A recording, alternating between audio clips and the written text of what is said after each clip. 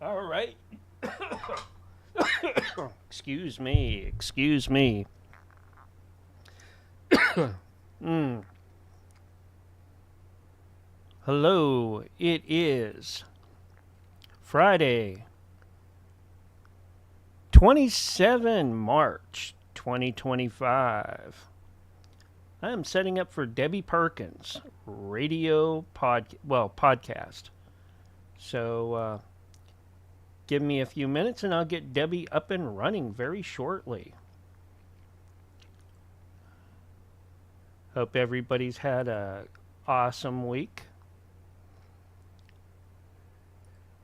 And looking forward to the weekend. Yes, weekend is good.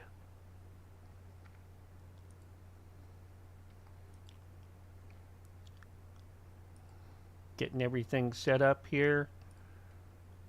Be I'll be getting Debbie up and running shortly.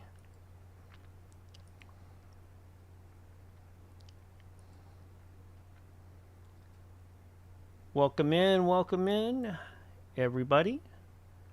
Uh, Debbie Perkins has Hollywood people on, and anything from producers, actors, writers, even artists.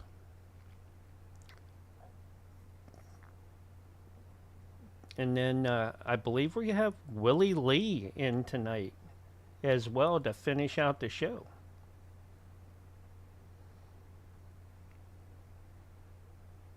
So it'll be really nice to see Willie in on another show. Other than when he comes in on Sunday night. Always nice to see him.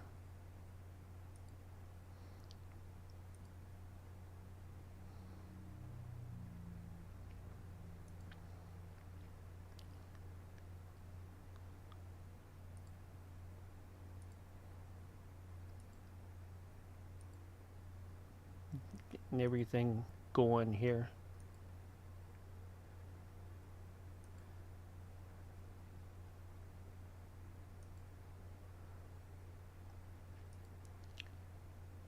Noob Galactica, welcome into the Kick Chat. Let me give you a shout out real quick.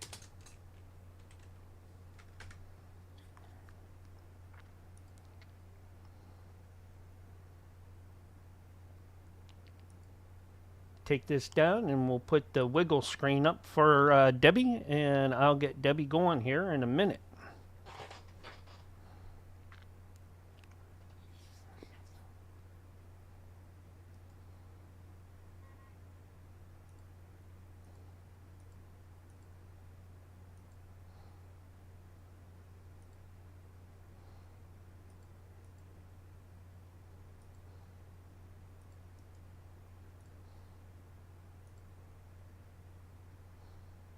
Let me call Debbie up and get her rolling.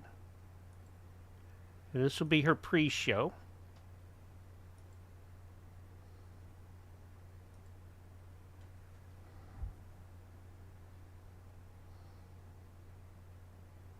Uh,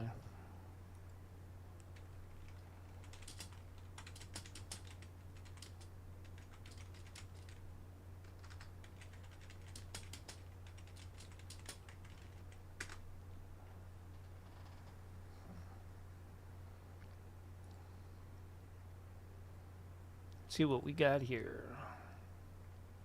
Yeah, me and my bald head. There we go.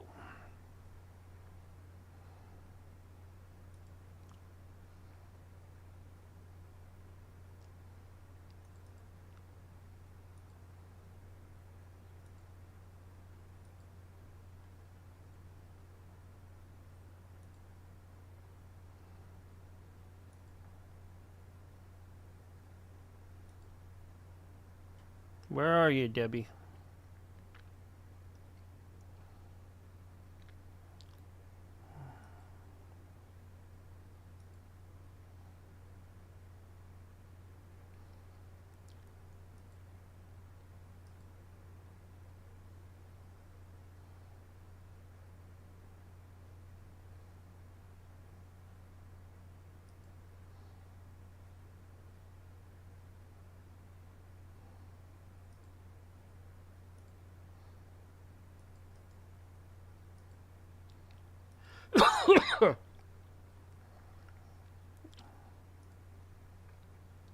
Waiting for her to join in. I'll be right.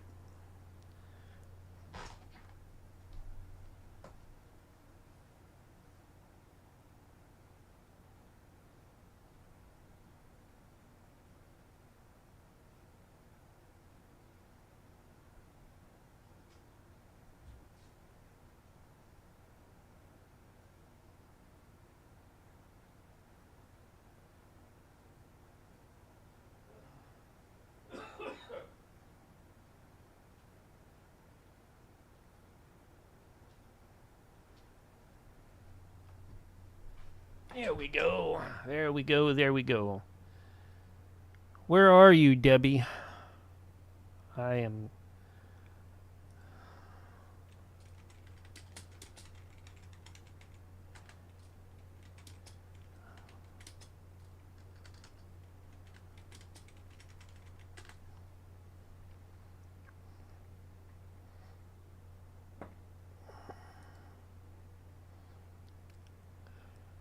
Phoenix Dream. Over on Nemo. Work is going good because I don't work. This is a hobby for me, and it's really nice to have something to kind of do and hang out with.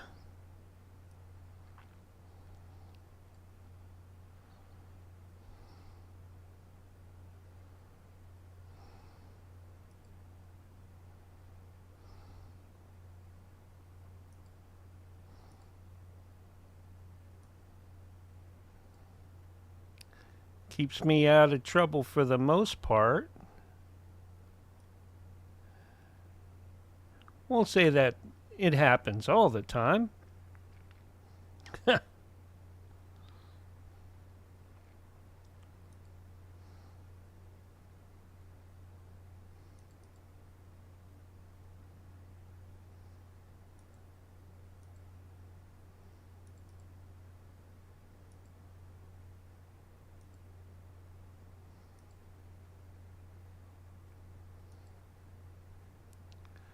Still waiting on Debbie to come in, but she should be here soon. Ugh.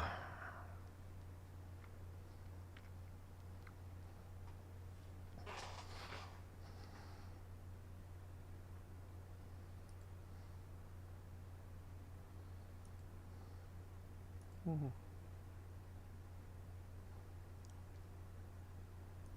Yeah. Hmm.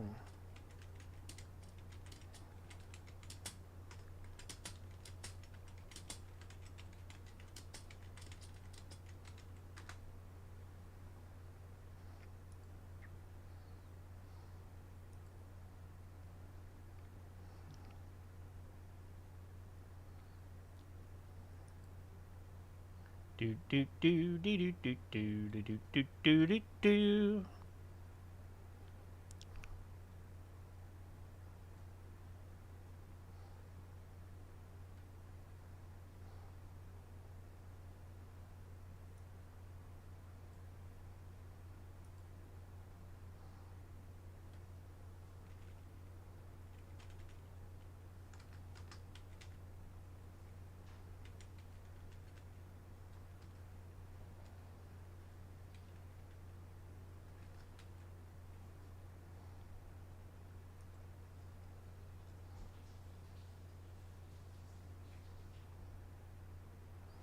Waiting, waiting, waiting.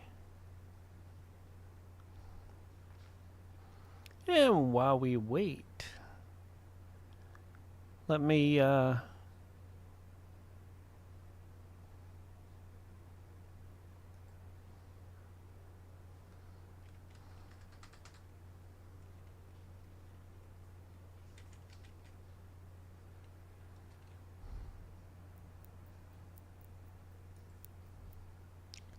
get some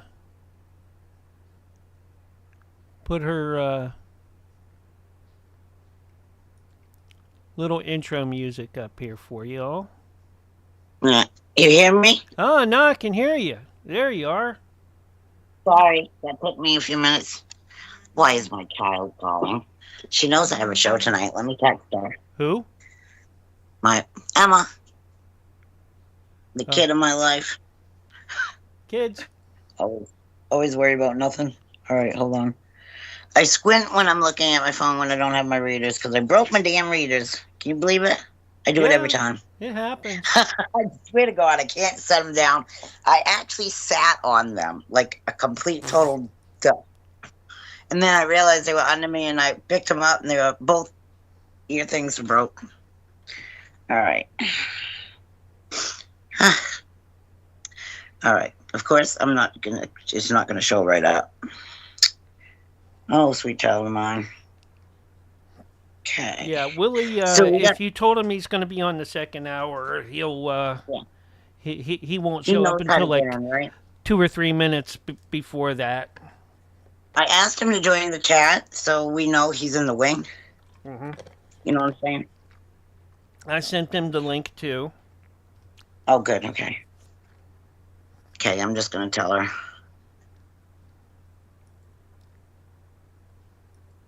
What happened to My family. your? I always say that. I said that earlier too. I said, "You watch. Someone What happened to your will camera? call Did you when I'm turn it on air." off? Not my phone. It's a kid. I can't like ignore her forever. But let me see. Wait. It's not important enough to like. She knows whatever it is. It's something silly. Kids. Okay. Um, so Alex can join us in how long? Because I'll give him that info. Like he can join us right now if he wants, and we can take and just reset the call at like near the top of the hour. I just want to make sure that we have all the sound ready. That's what I'm telling him right now. That's what I just said to him. Sorry about my squinting, guys. I'm not attractive when I squint. I look 30 more years older, but that's okay. All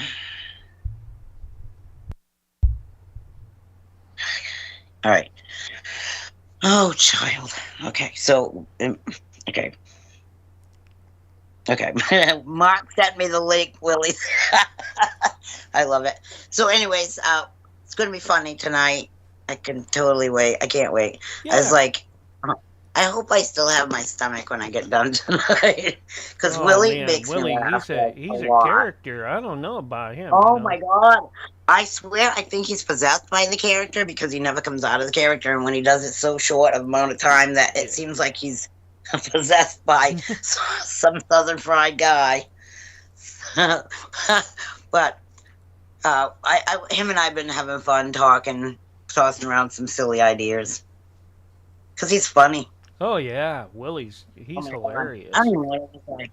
There's some All right. people that that don't care for his type of humor, but you know, Ah, I screw mean, them. it's like food. Everybody has their own tastes in Let me let things the that puppy they out. like and don't like, and it's like Oh, that happens. you can go. So, I'm trying to do a radio show. So, try to keep the puppies quiet. Those dogs ain't gonna listen to you. I kicked them out. See how long that You think lasts? those So, I dogs kicked are them. gonna listen to you? They better. I don't care how good of dogs they are. They're not going to listen to you. They're going to be like, "Oh, we want on. We want people. We hear people. We want to be part of that too." Remember when I had birds? Yes, oh my God, you don't have birds anymore? No, I haven't had birds in I didn't know years. that. Yeah. Oh my God. Wow. Because I remember they always were making peep sounds. Were Lots. they in the same room with you? Hmm. I don't even know. They were in the Right. same room with me at one time. Yeah. Oh, no. Point. I Trying had to get three. comfortable here. I had three budgies. Oh, yep. I know what those are. They're like little chubby birds.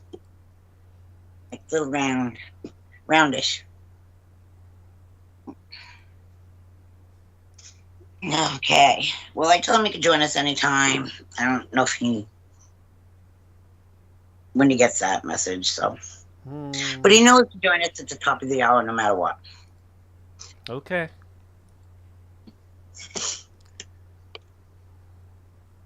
Yeah, most of these celebrities they do a lot of these podcast interviews, so they know.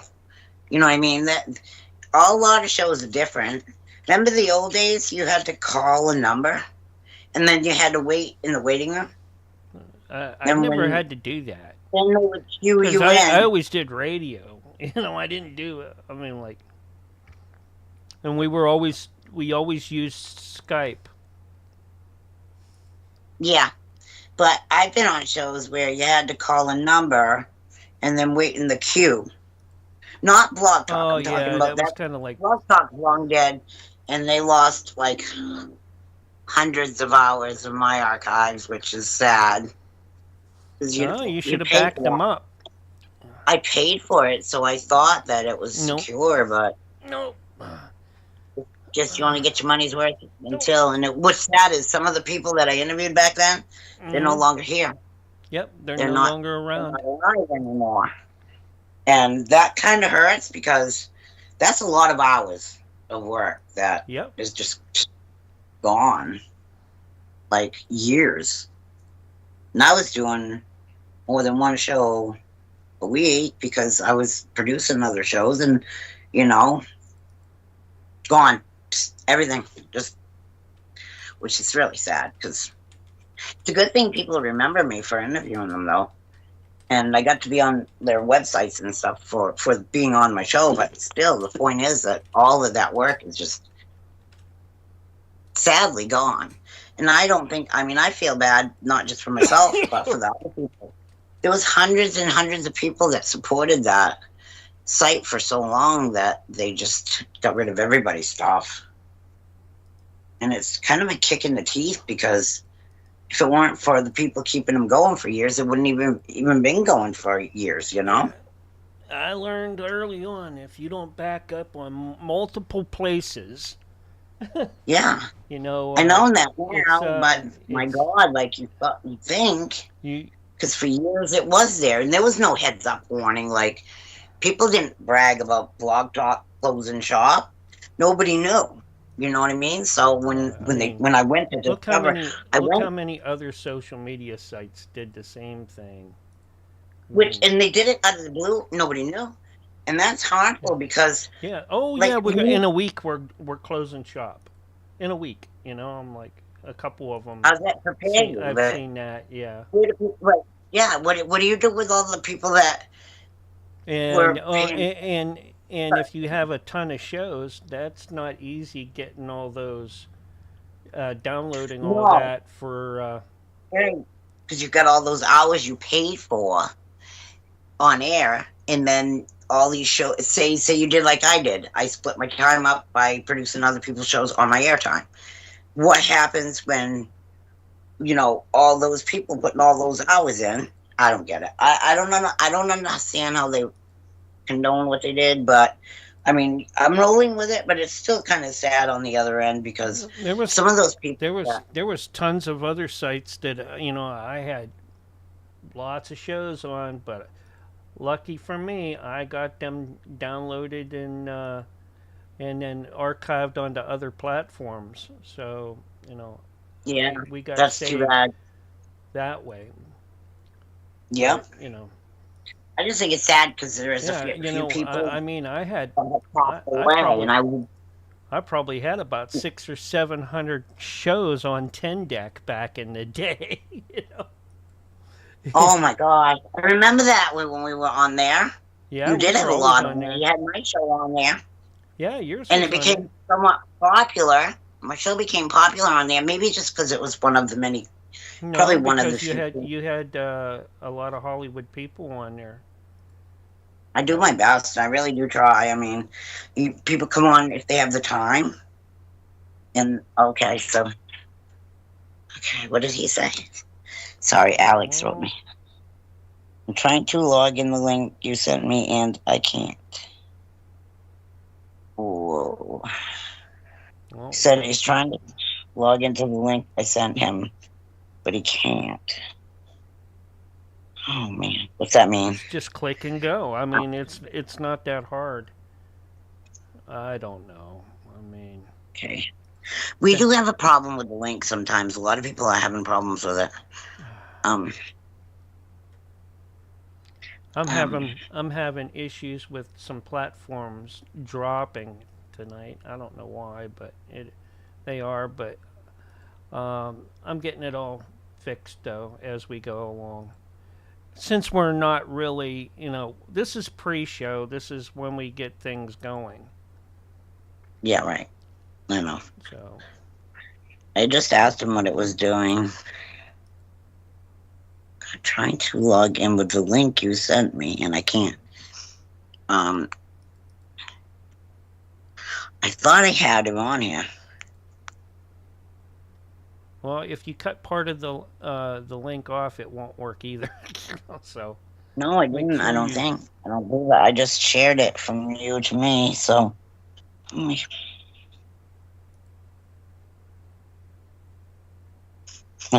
Willie's worried about my reputation. I told him, don't worry. I'm ruined enough. You ain't gonna worry about it. He can't do nothing to me. It's doing nothing. All right. Great. See, this is the thing about teams. Sometimes they're links. I have no problems with other shows. Just this one right now. I don't know what to tell you, Mark, because it's just him telling me this. You want me to screenshot it and show you? No, I'll try. I mean, because I can't help that way. You know.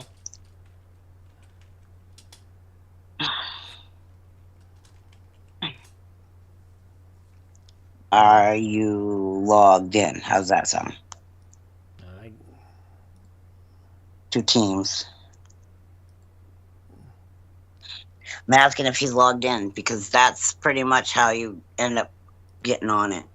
Like, pretty right? much so. All right.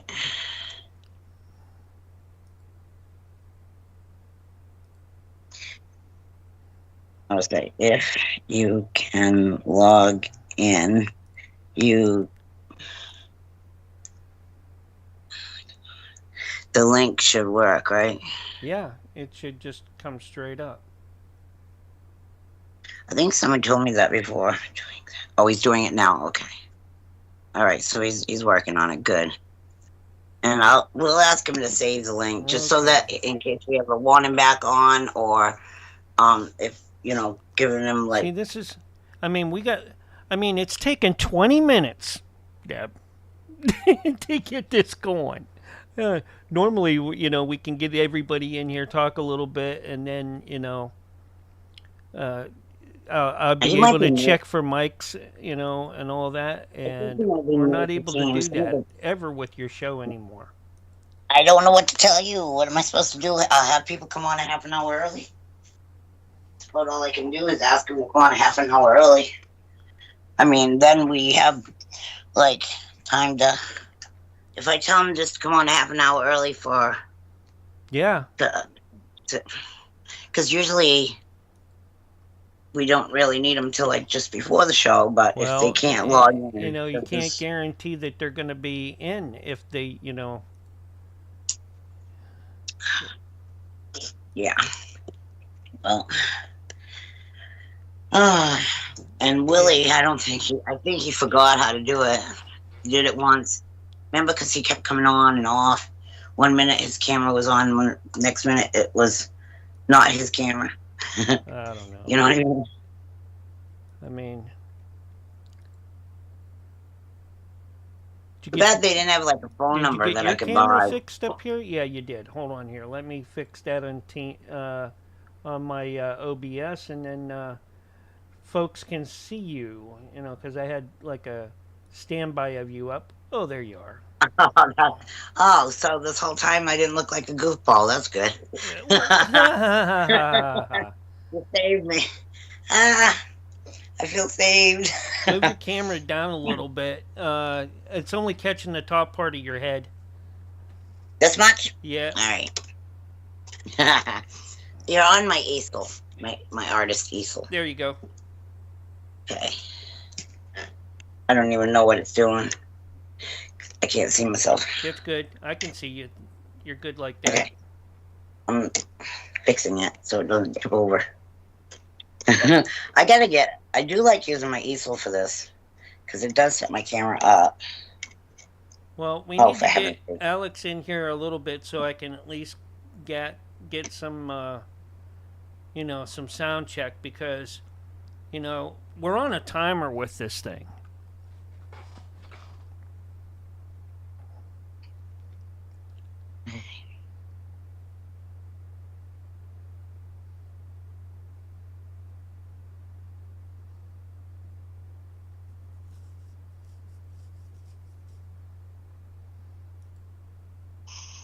Ay, ay, ay, ay, ay. Hang on, I'm texting. I'm trying. Okay. So he's reading that. I'm on Teams end.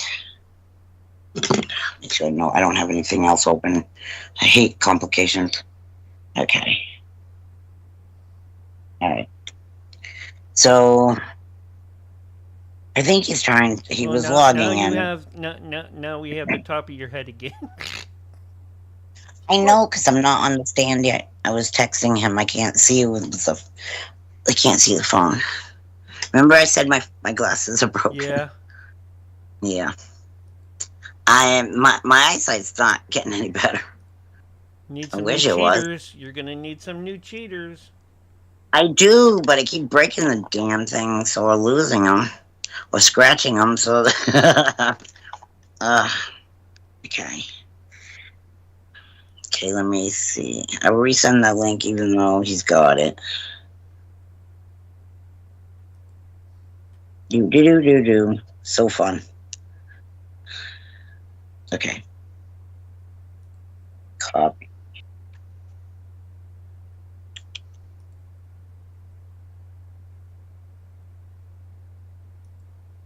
I know you probably see it at the top of my head, but I'm still on camera. You are? All right. I don't know, am I? No. Well, yeah, I just see the top of your head. Actually, I see more of the ceiling. Ay, Sorry. All right. Okay. So I sent that to him. All right. He should be working on that. Good. And get rid of that for now. I hate to have too many windows open. All right.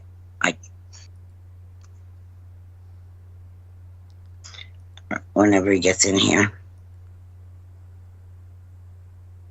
All right. Oh, for heaven's sake, stay. All right. Am I good? Yes, much better now. Good. Okay. Oh, everything couldn't just open all at once on my phone.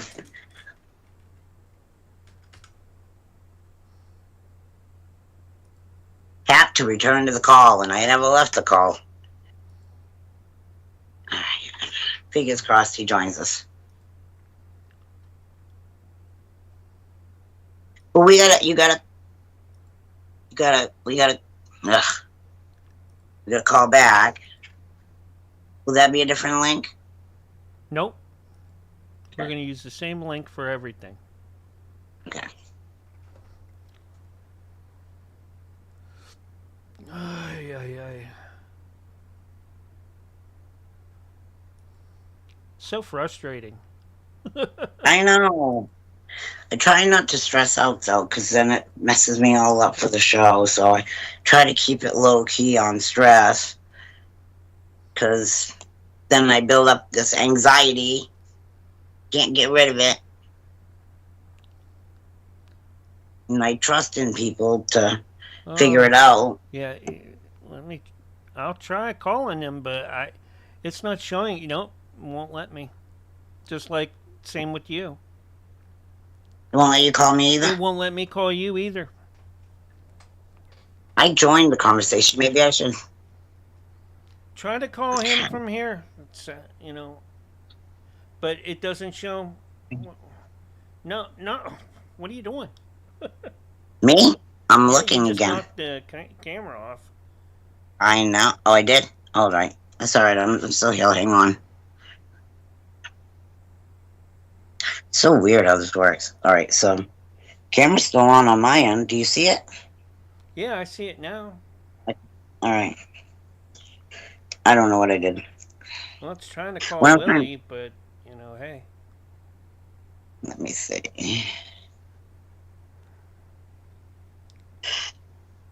he'll be like, hey, hey, hey, hey, hey, hey, hey, hey. Oh shit, he's funny. I'm gonna thank All right. everybody here that the host, the producer, and hmm. Let me Yeah, I see. In can't a couple call. minutes. I mean, I can't call him. It will not let me. Yep, just bounces me right out.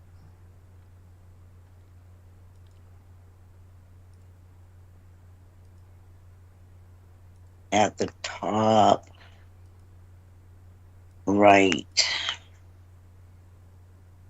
I'm doing it just like I did with Willie, explaining it. Oh boy.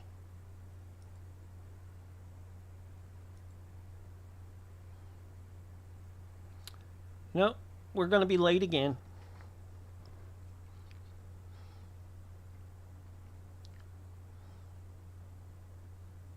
Uh,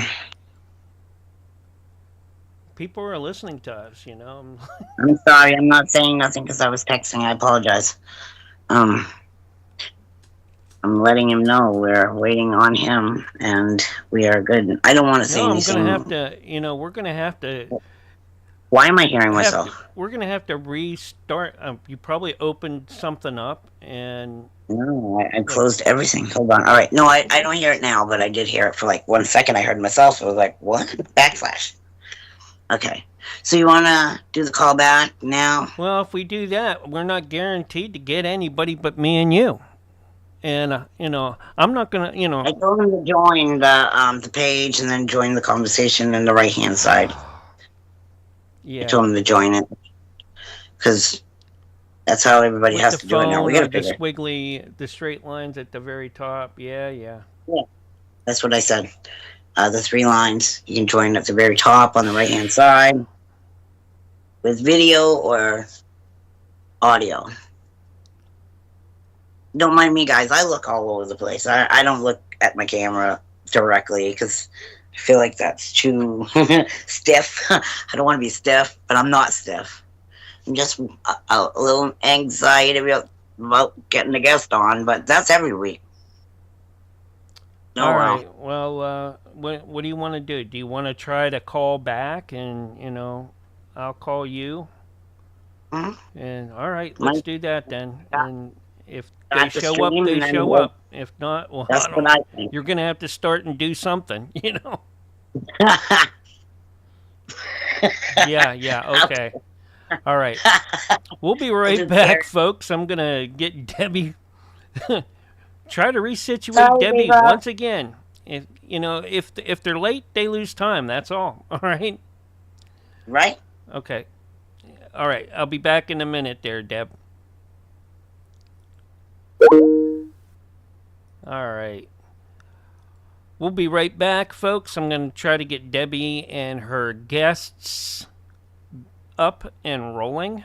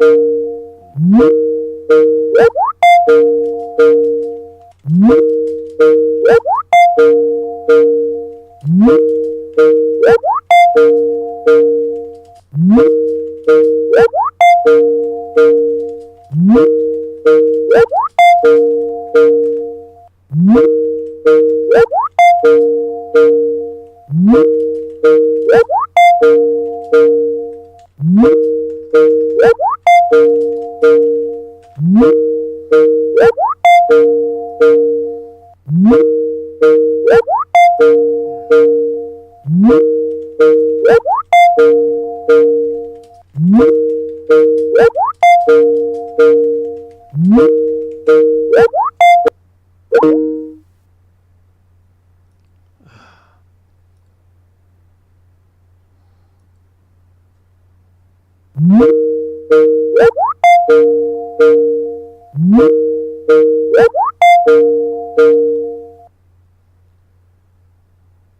Debbie. I'm back. Hey, wow. Now you look clear and everything else is blurry. Yeah, that's fine. Okay. That's weird. I've never seen it like that before. It's a setting. Oh, okay. So I did tell him I just sent him another text real quick and I said, you were recalling and to try He's like, I'm and trying to join up. log on. Log on. I can't. I'm like, he's already in the chat. All he has to do is click and go. I'm like, Okay. just join the meeting. He's in the chat.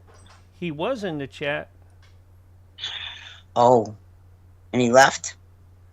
I don't know if he left or not. I'm like, Is it necrophilia? Okay. Go to the top of this chat so everybody knows what I'm saying. And boy, I wish there was a faster way of texting. On the 3. How many bars are there? It's more than 3 bars. There's like 6 bars or something like that. Goes from little to big to little. I mean, I typed that to him already, but I don't know. And we are ready. Waiting. Well, let's go, Deb. Let's get this show going so, we can get things done. Okay? Trying. Hope he sees that. 3, 2, 1, go. Okay. Oh, you ready for me? Yeah. All right. Hi, everybody. Welcome to the Hollywood Red Carpet Radio Show. I'm Debbie Perkins. I'm your host, and I'd like to welcome you all. Tonight, we are waiting for our guest. His name is Alex Zwack. He is a martial arts expert. He is an actor. He's got a lot of films, I'm saying, up over 50. And he's also a main character, and I believe they might be on the 10th season for the TV show called Blue Bloods. So Alex Zwack will be joining us as soon as he can get his connection figured out. And the second hour, we're going to have Willie Lee come back on. And I know you guys like Willie Lee. Who doesn't? He's funny. He cracks me up. And he's going to come on and make us laugh for the next hour after Alex. So that should be fun. And I can't do much about Alex until he's on. And I want to say that I actually had an experience with IMDb, so I want everybody to understand that there could be some people that can delete your credits, and I had that happen to me recently, and there was like 5 or 6 credits that were missing, and it's not a big deal to some people, but to me, it's my work, and it shows my portfolio, like what I've done, and I've got proof that backs up on the back of the DVDs where my name's on the cast. And if you look me up, I'm on the cast of these particular things. So when they came up missing on my IMDb, I realized that somebody's gone into my page and altered it maliciously, I guess, because why would anybody do that? But to those people who don't know what the IMDb is, it's the international database for movies. It's pretty much where you would go to learn credits on people and that are actors, producers, directors. It helps you to understand what kind of an actor they are. Are they experienced? Do they have a lot of things that they work on? And it gives you more of an idea in the films that they've been in. So, but for that, I just wanted to let people know, just be cautious and keep an eye on your pages if you have one. Because clearly people can alter it, which is not fair. And I don't know why me. I'm special, I guess. I'll pinch my own self to see I'm not dreaming that somebody really likes me that much. But it is what it is. All right, so what do we see saying? He's logging in. Okay. All right, so it seems like he's coming, still coming. I like to give people the benefit, though. I always do. Because I think that the thing about our technology is all these platforms, they keep changing on us, and as we get used to one, that one wants to close. Like my producer and I were talking about one of the networks that we used to put a lot of work on, and we're talking hundreds of hours, and the platform just gave us a small amount of time and disappeared. And all of the work, all the interviews I've done, and I'm talking hundreds, and all the hours invested in the work behind getting the guest, and then working on the interview, and then the production of it, and all gone, just like a snap. But I don't have to worry about that with you, Mark. I'm No. excited. We never I'm put happy all about our that. eggs You're in a one smart basket man. ever. We learned You're a that. smart man. We learned that early on. Well, I did. I, You I know, sadly wish I did back all those up, but yeah, you know, I you learned put that. me. I actually learned that from radio. When you never use one platform, Guys, never I'm gonna do use one station, it. because they might not be there tomorrow, or they might say, "Hey, we don't like your content." So, uh, Isn't or that censored? or the type of Kind of. content you're doing, we're not doing that anymore. So, you have to be flexible, and cover yourself. And if I archive on probably about 6 different places. Never put. I mean, especially for the edited versions. You know. But back to you, Deb. Okay, I just told him to join us on Facebook because I don't know. He's not figuring out. I don't know if he can hear the chat or he can see the chat. I will not Um, use Facebook chat. You know that. So, what the I have broadcast to. is, it's got to be done Yeah. here, or we're not doing it.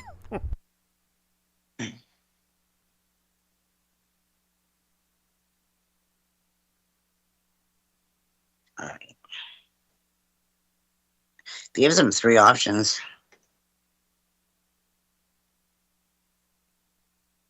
Oh my God, my phone changes the words. It went. I put options and then it went to opinions. Oh boy, technology. Let me see. Okay, so I let him know. Okay.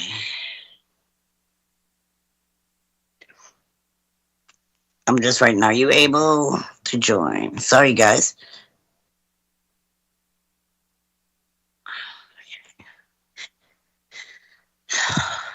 All right, so next time I'm going to make a plan. Everything's going to be done a half an hour ahead of time. I'm not playing. I'm going to have everybody all set up. I Back when we used to do this, I used to have everybody set up days before. So we just called them. But for some reason, you can't call me in. I can only join. So I got asked for him to join. So we'll see.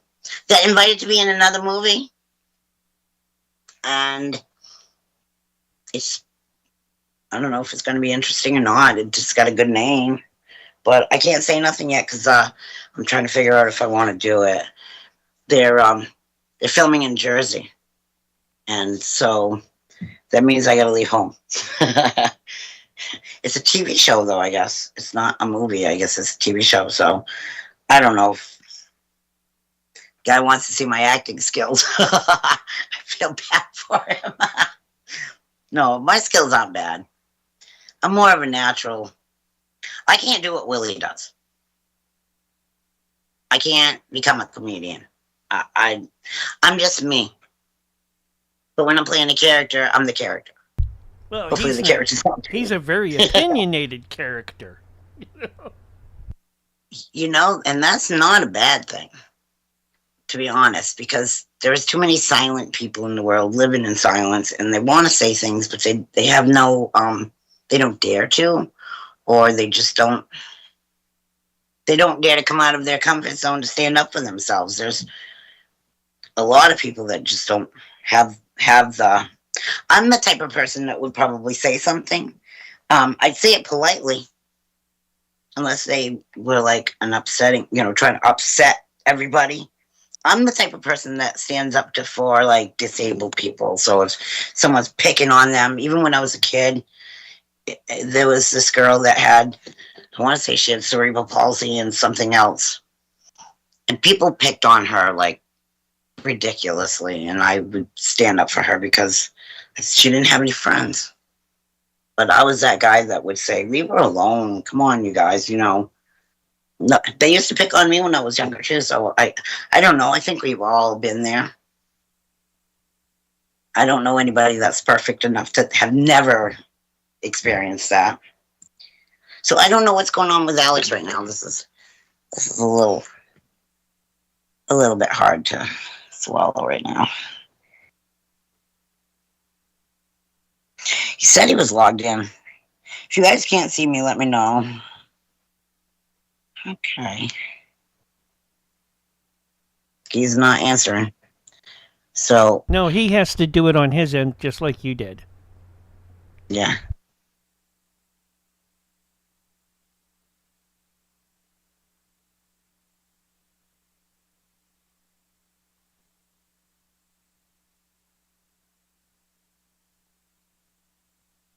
Okay, so I asked him if it's working. What's going on? Don't mind me, guys. Hey, well, at least we got Willie in the second hour. You guys might have to bear with me for this hour. Unless Alex does show up, which I hope he does. I always have my fingers crossed. But like I always give everybody a chance. I'm not gonna give up on anybody. Because I mean it could be just something that's on the technical end. Which is a bummer because I love talking to Alex. He's a great guy. And he's very experienced. Facebook. Ugh. Get out of Facebook. Okay, so I'm going to tap. He was in there. I wonder if I can tap on him. Can I? Yeah, I'm trying to join and can't. Can I call him into it? Nope, because the way the room is, Okay, wait a minute. I can't even call you. Like. Well, it gives me an option. Oh yeah, it gives you the option, but it bounces them out of the room immediately. I think it's because you have so many accounts. I tried to get rid of them all. I really did. I tried to delete them. I don't know what, it won't let me do it or it will let me do it. But it doesn't, but it's only you and I on there. So why would it affect us? Well, I could. You know what I'm saying? I could actually call you one-on-one, but not in a group. You know what I'm saying? And I added him to this group. Like, literally. I did add him to this group. Oh, wait a minute. Here he is. Incoming call? Yep. What do I do? Hold on. I'll get that. Just give me a second. Okay, please. No, I don't see him. I see it. Incoming call to me. Yep, you think he's trying to join? Not coming in here, though. He's probably using Facebook. I'm not doing that. Oh, no. He's calling from this. Okay. You know what? I gotta send him he's on there right now, so I'm gonna send him this link again. Oh boy. No, not Dennis Quaid. I don't want to text Dennis Quaid, people. Why not? Set him up for a future interview, He's a funny guy.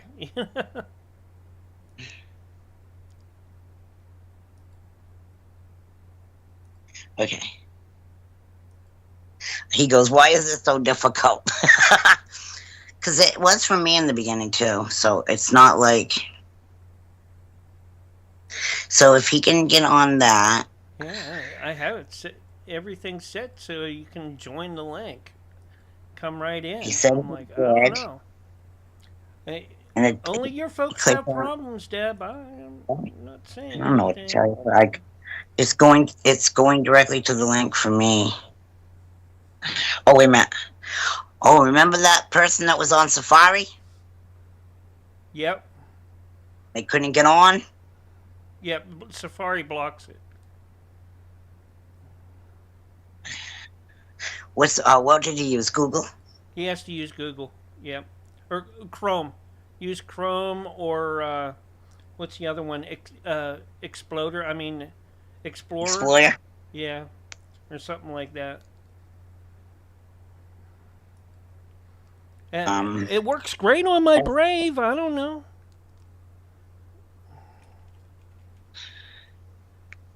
But then again, I don't use the. I I have it downloaded separate. I don't use any kind of crazy browser app. You know. wish I could just have him added on the join because he had him in it.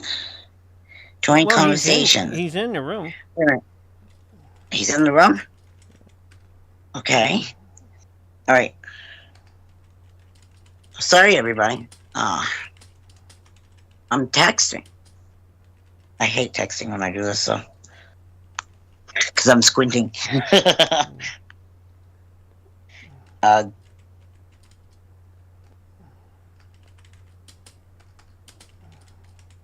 uh,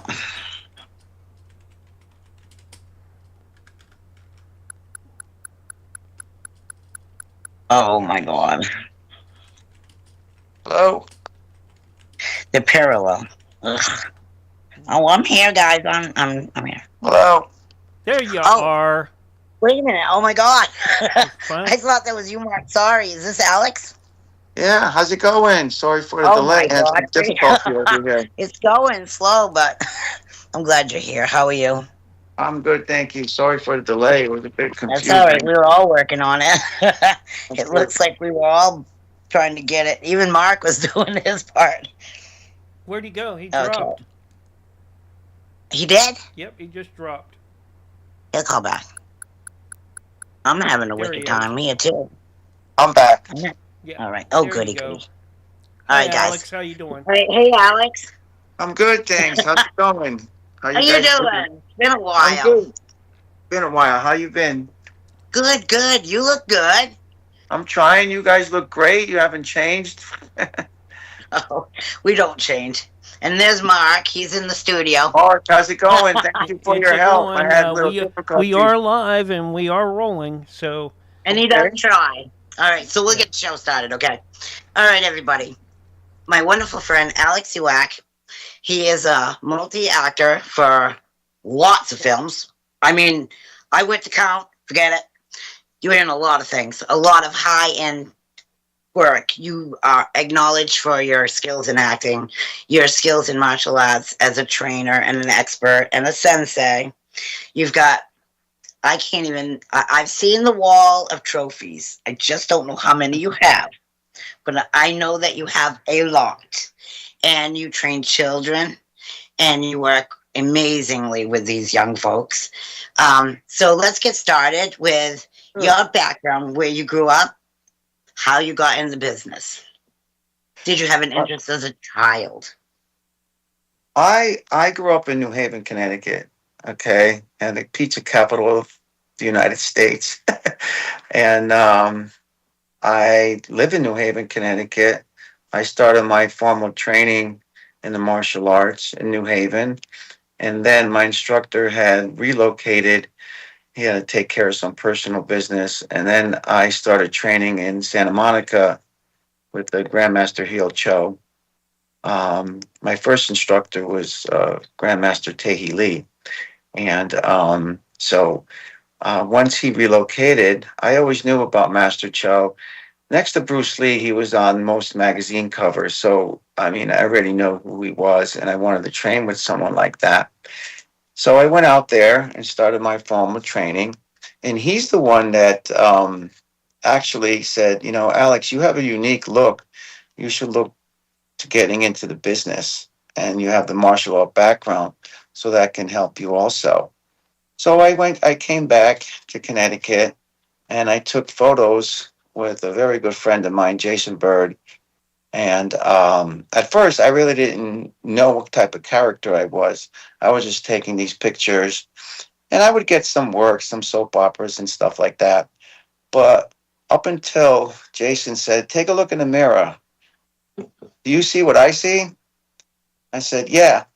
So that's when I realized I had to develop more of a edgy type of characters. That's what I am. And that's when all the different roles started happening with John Wick and being an undercover on Blue Bloods for 10 plus years and a Chechen gangster and the drop with James Gandolfini and so on and so That's forth. awesome, though. Thanks. Yeah. Sad that he's gone, but he was an incredible actor. Who I was addicted to The Sopranos. Mm. One of those things where that's how I realized his who he wasn't as an actor, but then that showed the stretch of how amazing of a person that he was in his career, like how he took and to be working in those types of films with those types of people, it's isn't it like a challenge for you?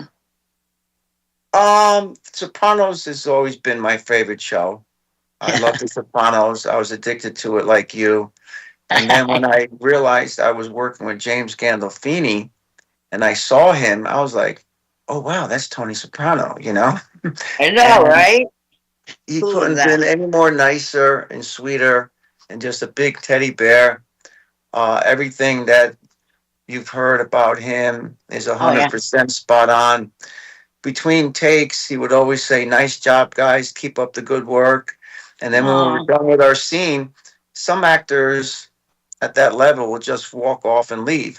He made it a point to come up to us and shake our hands and tell us we did a great job and it was great working with us. And that's something that I'll always cherish and remember. You know, he was a really nice man. Really nice it was a man. character of his real personality. Yeah. That he He's really wonderful. liked helping other people to be a Mhm. better performer Yeah, in there, so that if you thought positive thoughts of what you just did, you're going to do a great job in the next scene. correct. He made the whole vibe on set really nice, no stress, and he was very encouraging, like you said. Yeah, it was an Now, who honor to else? share the stage with him. Yeah, Oh, yeah. Now, who else in the industry that you worked with has inspired you? I really learned a lot by working with the late Ray Liotta. Oh my gosh. Yeah, I played his Oh my driver gosh. bodyguard in the movie Pawn, and I worked with him. Actually, that was filmed in West Hartford, Connecticut. I worked with him for like 4 days. And how I got that, I went to this gentleman in Connecticut had a summer picnic, and he invited myself, and he invited this other lady who was a casting agent, and then we started talking, and you never know who you're going to meet. And then she reached out to me a couple of weeks later and said that they're shooting a movie in Hartford, and I think you'd be good for it. And I'm going to put you in as Ray Liotta's bodyguard. I said, Ray Liotta? I mean, Goodfellas Ray Liotta? Yeah. And then they called me back and I got it. And I That's was so cool. really excited about it. So I said, well, when I meet Ray Liotta, I'm not going to call him Ray. I'm going to say Mr. Liotta, right? And I was going to do that. And he goes, no, no, no, no. Just call me Ray. Just call me Ray. And he was more interested about me than I was interested about him. So where's your karate school? Where do you? Oh, my nephew goes to Quinnipiac University, right down the street from your school. So when you're here filming with me, like who's teaching at the school? And funny as you could imagine. And we would do a scene walking down the hallway, and at the time Nikki Reed was working with us, and the director would Oh, say that's cut, cool. and then he would like try to elbow me, and I would put him in a chokehold. He said, I know you're a real gangster, but you know, I think I know some good stuff. He was great. And he shook my hand at the end and gave me a hug and said, if you need anything, just reach out to me. So yeah, that was something. And I by watching him on set and how cool he was and calm and delivering all his lines, that's something that I really picked up on, and I learned a lot from being on set with him. That's so cool. That's so Yeah, cool. Did he know yeah. you were martial art? He didn't know at first. We started talking. He asked what I did, and I work in New York as far as like Right. being on different shows and stuff, and then what else do I do? And I told him about that, and he really got a kick out of it, and he was really interested in it Oh to the yeah. point where he was like, "Well, if you're here now, who's running classes at the school?" And I explained it to him, and he was like, "Oh, that's awesome." And then it was like, "So what happens if someone does this? Can you show me what to do?" And I was showing him Right. different techniques and stuff. Oh yeah, he was great. He was funny, cracking jokes left and right, and yeah, that's something I'll cherish forever. Working with Yeah, you do Mr. your Ray. own stunts for the most part. Myself? You do. Yes. Yes, yeah, yeah. I Have you still been do my injured own yet? stuff. Pardon me? Have you been injured yet? No, I mean, Like, I'm not jumping out of a car. I'm not doing that. I mean, I'll get shot and skydiving fall, and wouldn't there'll be carry like you this for you. big, like, pad on the side. I'm good with that. You know, I just did this last year, a commercial for NFL Today on Oh, you did? CBS, and which was really cool. It was me and this other gentleman, and they asked, are you okay doing a stunt?" And I said, "Yeah, what's the stunt?" "Stepping off a moving garbage truck." I said, "I think I can handle that." Oh, Okay. you did? So, yeah, so the truck was moving, and I had to step off it and go, with the other guy and do our skit, whatever the director, told us to do and stuff. So it wasn't that Yeah. hard. But yeah, whatever I do myself. Yeah. Wow. As Yeah. long as I feel, as long I as they set up the safety precautions, but you're kind of trained in a lot of different ways too, so that you know how not to get injured. Yeah, I know how to fall. I know how to take a punch. I know how to take a kick. But also, I didn't know if you knew this, Deborah, that I taught down at the Producers Club in New York City stage combat for a couple of years, about 5 years ago. And I'd have students come in that were interested in getting in the business, but they wanted to put that they took lessons in how to take a punch, how to throw a punch, how to take a fall. So that would give them more opportunities in the Hmm. industry. So I did that for a while too. So that's helped me also on set when I have to do certain things. Yeah. By watching other people and their body movements and how they Mhm. would react to specific like strikes, whether Yeah. it's left, right, whatever, body movement, body positioning, and how a person would react to that. Because there's only so many types of positions that you can move in. Correct. Right. But you're also giving acting lessons at the same time. Right, you're giving acting lessons, but also too is the camera angle, where the camera is, how to take a punch. If I get hit here, my head's got to go this way. I Yeah. can't go the other way, and you want to make it as real as possible without hurting the stunt person, and because you got to sell it. You want to sell it. You want to make it real. And with that being said, even when I teach the classes at the school, when we go over different techniques, I say we're not here to hurt each other, but you have to make it more realistic, more practical, because you have to really see if it's going to be effective in a real fight. Okay. Oh yeah. Um, but you don't want to be doing techniques that they call like very studio-ish, is studio kind of like, which Right. you that may work in the studio, but out on the street, I don't know if that's going to be that Yeah. effective. So, without hurting each other, you want to keep it as real as possible. That way, you gain more self confidence in yourself if you ever have to use it. And there's a difference between on the street or in a building or in a room Well, because you yeah, got to accept in the walls where you don't want somebody to go through a wall if they're not supposed to. But on the street, you got space. you got space, but also too, you have the certain type of surface you're on. So in Right. the studio, they have either a matted floor, or wood floor. So the way sometimes you're taught is to skip in and skip out. You can do that. We do that in the studio, but out on the street when the surface is not level, it's kind of hard to skip. So you have to Hmm. learn how to step like a boxer: step in, step back, step side to side, to step in on your opponent, step back, because it's going to be really hard to skip. If you're on the beach with the sand, it's hard to skip around. So you have to adapt that kind of Yeah. way of thinking to outside with all the different things that are out there. Yeah. And you also have to be like timing. because when you Yeah. strike someone, they have to strike you or come back at you in a specific way that you're trained to do, and it's all timing. Yeah, timing is very important. Um, when they're gonna throw the like if they're gonna strike to me, I have to time it just right to block it. Okay, I can't be, of course, too late or I'm gonna get hit, or too early because then they're gonna see it coming. So you have to time it just right.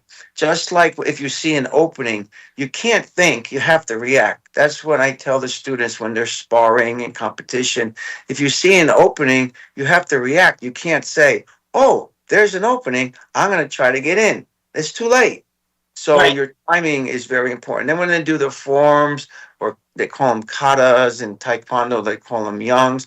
It's timing. You have to have a certain kind of tempo. Tempo have to be throughout your performance, and that makes it look more smoother, stronger, and much more impressive.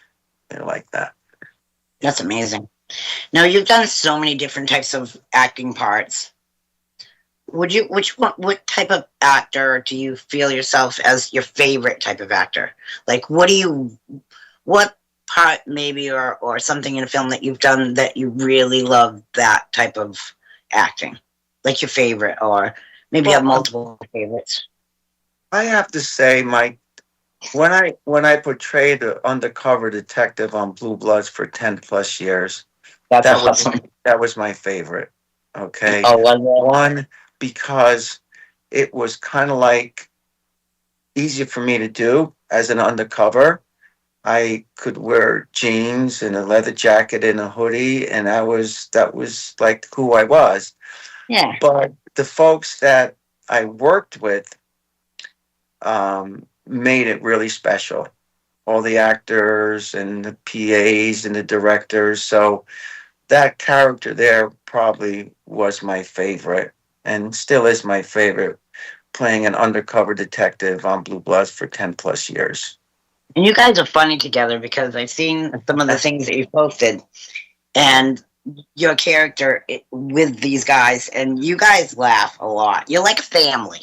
Yeah, it was like a family because we took after. I know Tom Selleck is the main Yeah. Who actor, doesn't but know Tom Selleck? We all watch Magnum PI. oh man, yeah, well, Tom Oh Selleck's my god. American icon. Oh my god. um, We but all I loved worked, it. You oh, know. I worked with Tom, but not primarily with Tom in different scenes. But I Yeah. primarily worked with Donnie Wahlberg, so he Right. was our leader. So we took after our leader. He was a Right. jokester and liked to have fun, and he's just a really nice guy, and so we would have a lot of fun because he was like that. He is like that. He had a So light-hearted personality, and he liked laugh. He liked to laugh. yeah, he liked to loosen things up, and he liked to Yeah. laugh, and he is very nice and kind to everybody. Didn't matter who you were, if it was your first day on set, or you were a regular on there for 10 plus years. He treated everybody really nice. That's so encouraging to just to know that there are actors still out there that care Mhm. about the Yeah. product of what they're in, because I think it has to do with helping you as a person, but also making a better television program for the public to watch, because when you're encouraged you do better, Oh, so I think exactly. that's awesome, just Yeah, knowing that people I like use that. that philosophy when I teach too. Yeah, Encouraging, giving positive energy, and then the children and adults seem to do better when you do that. Yeah. that's amazing. You've done so many different things. Are you doing more films right now? Are you involved in some new stuff? Because I know that Blue Bloods is never going to go away. It seems like it's forever. You said 10 years now? 10, Mind blowing. yeah, 10 plus years. Now, Blue Bloods is no longer filming anymore. They're finished, and they have a show up here in Massachusetts called Boston Blue. And Cool. so, I haven't been on there yet. You should I try. You're not, Yeah, we'll you're not see. too I far mean, away. I've talked to the casting agent up in Boston Casting, so we'll see what happens. So I think that would But be great. yeah, that'd be great. You'd be a Um, massive enhancement because not only can you work with students or people that are trying to understand how does the fight scenes go. You just Yeah, have that knowledge, and you also have. I'm sure you carry a gun on, like fake gun probably, but like you know how to handle yeah, weaponry. yeah. And they show you how to handle it. They go over everything beforehand. Um, but if that works out, that's great. But I try not to just, Focus on just one wait on project. that. You know, Yeah. I worked this past year on the Spielberg movie. Oh, you did. Um, yeah, That's awesome. I'm so happy Disclosure, for you. That's cool. Disclosure, and I play event staff security at this really big event, which should be pretty cool when it comes out. And then I worked with the movie with Arnold Schwarzenegger, Man with a Bag, and I had a nice part as a primary doorman at this party. And I just worked on this TV show FBI, so I'm doing a lot of different things, That's and cool. I'm staying in the loop. And I really feel um, touched, and I feel grateful that they still reach out to me for me to play on different shows and stuff like that. Well, remember you told us about that gentleman that said that he saw something special in you. Hmm. He was right. Yeah, He, yeah, thank you. he Yeah. foretold the future, knowing very little about it, but seeing something special in you. You Yeah, know, yeah, he he pointed yeah. me in the right direction, and then also too is that I think you have to have some sort of you have to be kind of like have some sort of quality. I have the martial art background, and you have to be kind of unique in your own way. I mean, look at if you look at bands, um, the Beatles were the Beatles. There were no other Beatles. There was no other Michael Jackson. There was no other Elvis. You have to be kind of unique in your own way. Okay? There's no other Alice Cooper. There was no other Kiss. They were just like stood out. So you have to try to stand out from the crowd. And that's what I try to do. But I think you met some of those people that you mentioned too. Yes, I have. I think I've seen you in pictures with some very famous Yes, I have. celebrities. I'm really good friends with and a shout out to my friend Neil Smith, Rock and Roll Hall of Fame drummer from Alice Cooper. He's a good friend of mine and very supportive of me and encouraging. And I learned a lot from listening to him and how they prepared in the studio and recording their albums. And then Kiss for many years. I did stuff with them as far Now, as who's your favorite of all four of them, or do you just like all of the guys because they all have like different personalities? I like them all, but my favorite has always been Paul Stanley. Really? Okay. Yeah, yeah. Okay. I kind of like. I like them all, but everybody has the one that they kind of like their favorite. Yeah, so he's been always my favorite. Um, I feel really but bad. I feel really bad that Ace passed away this year. Did he really? Yeah. Oh, that's really Yeah. sad. Ace Frehley did. Yeah. That's really sad. I feel really bad that Ace passed away. Also, Yeah. Ace was Ace was really good friends with Neil Smith because they both lived in Connecticut and they would hang out together. And Ace was a really nice guy, and he influenced a lot of people to pick up the guitar and play. And whatever happened between them, Gene and Paul, it happened. I just didn't.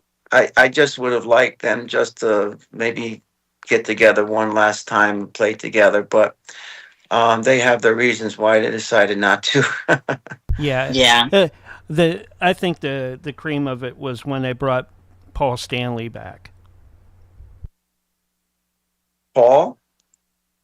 Yeah, because for a while there, Paul wasn't in the band for a long time. Not Paul, but what's his name? The drummer. Oh, Peter Criss. Criss. Sorry, Peter Yeah, Criss. Peter Criss, Not yeah. Paul. Oh, Peter yeah. Criss. Peter Criss. had They left brought the him band. back. Yeah. Yeah, and then Eric Carr stepped in and played, and Eric was a really great drummer, and I met him, and he was a really nice guy, and he had passed away because he had some kind of issue. He had a heart issue, and then they found he had cancer, and he passed away. And then they recruited Eric Singer, played drums with them, Oh, and but yeah, Peter's out there doing his thing and doing meet and greets and stuff like that. And that's cool. I I wish think him all that's the great best. when people can connect with their fans. Because I think if it weren't for the fans, they wouldn't be popular at all.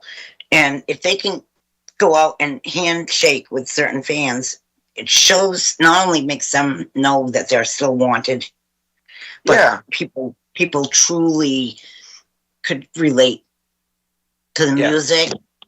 I mean, I had, I think that was, I bought my brother a Kiss album when I was like 12 years old. It's the only thing he ever wanted. I spent all my money on his album. Yeah, yeah, But, you yeah. know, listen to that album over and over, knowing every word by heart until my parents wanted to break it. They That's too hated it. funny. But Yeah.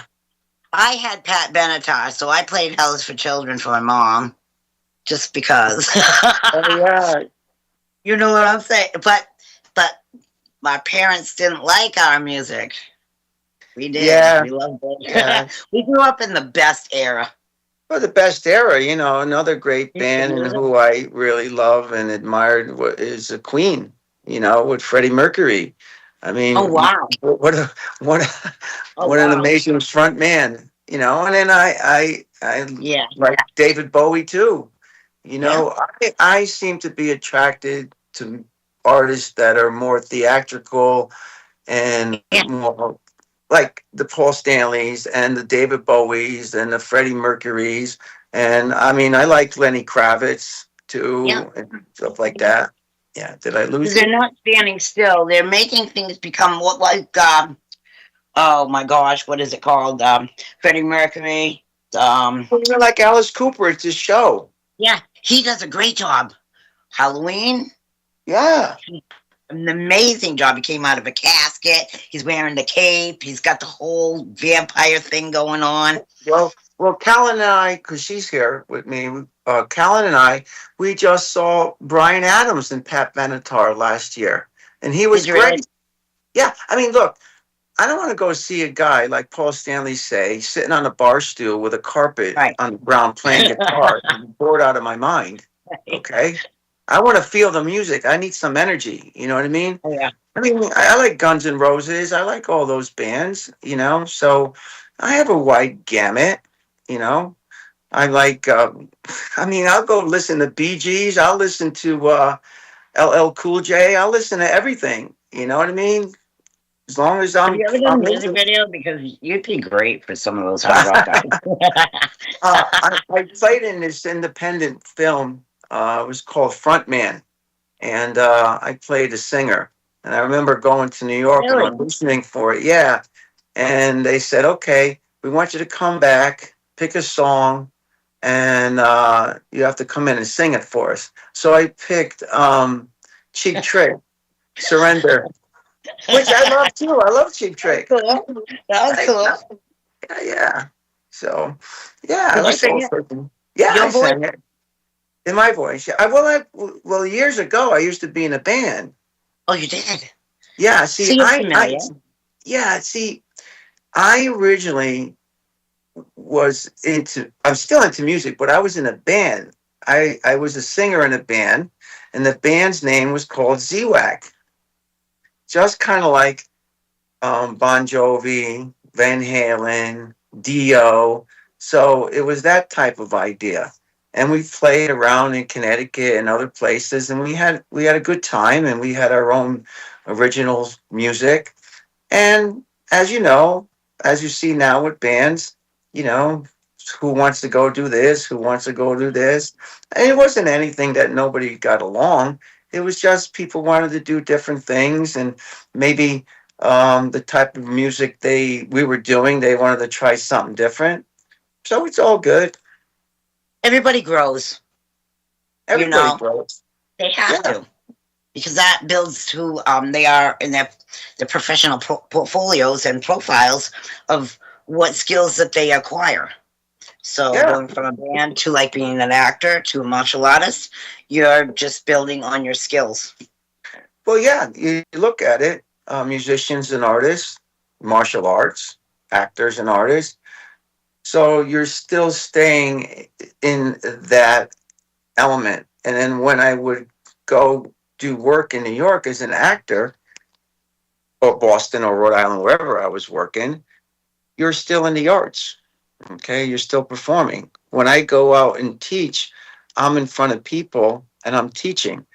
I don't feel like I'm acting because I'm being me, but you're still in front of people and you're explaining and demonstrating and stuff like that. And what made me a better actor, and I think made me continue, is the discipline that you learn in the martial arts, because there's a lot of letdowns in the industry too, where you audition for a role, you don't get it.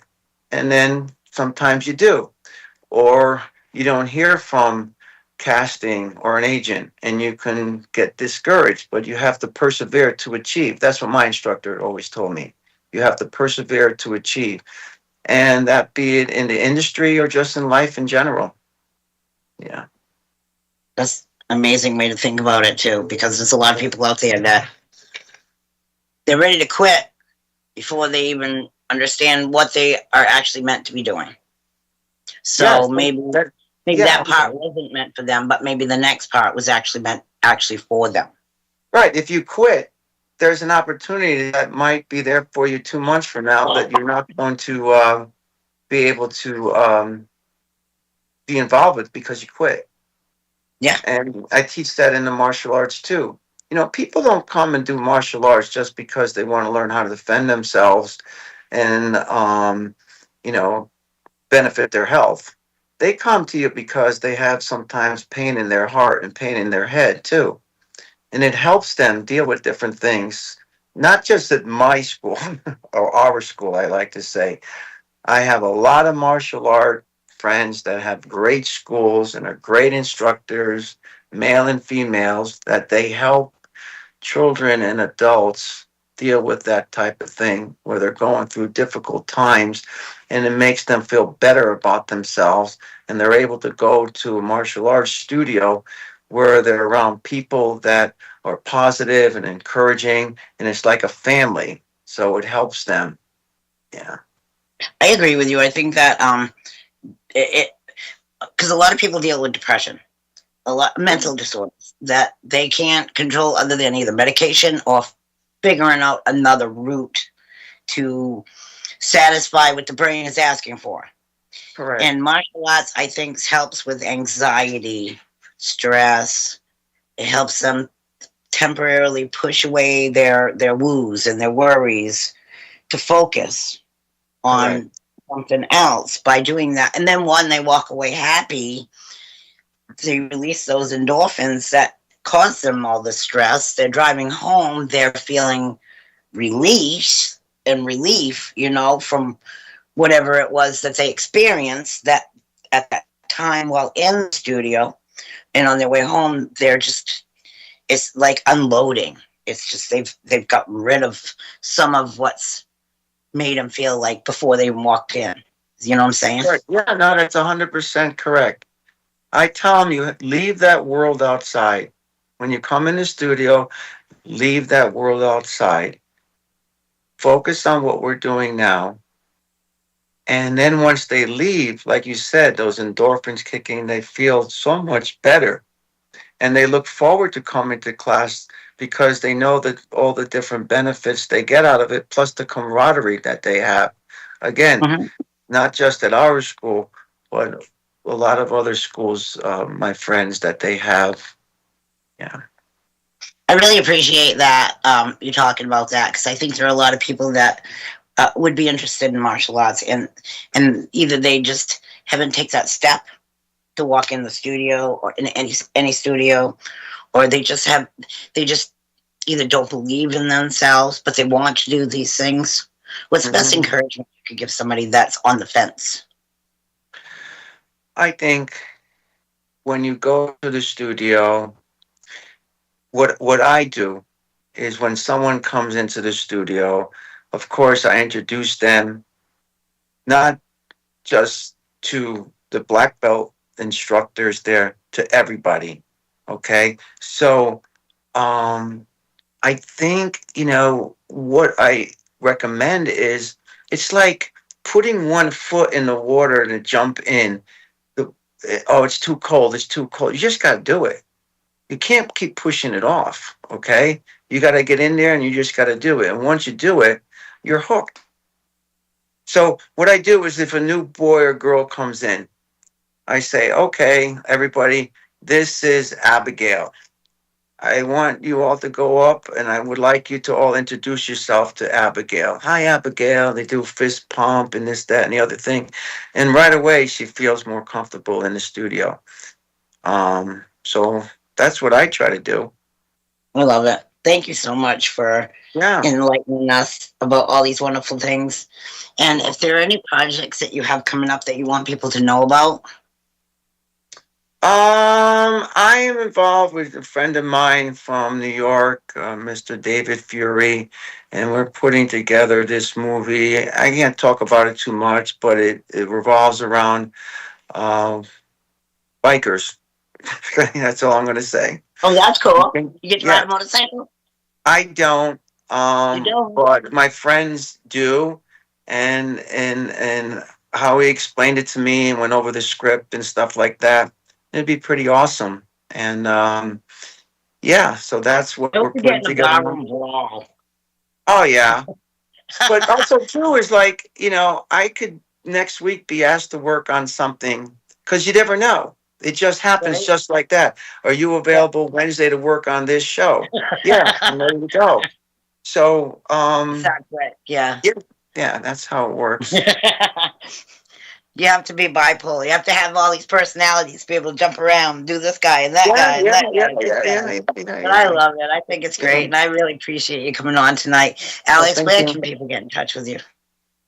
They can get in touch with me, my Facebook page, Alex Zwack, Instagram, Alex Zwack. The name of the school, our school is Zwack Martial Arts. We're located in Hamden, Connecticut. You can Google us. You can Google me. There's a bunch of information about myself and the school out there. And I want to thank you for having me on again. And Always I a good time. appreciate it.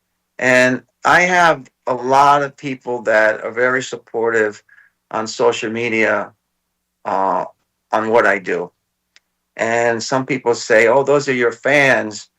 I say, those are my friends. Those are my friends.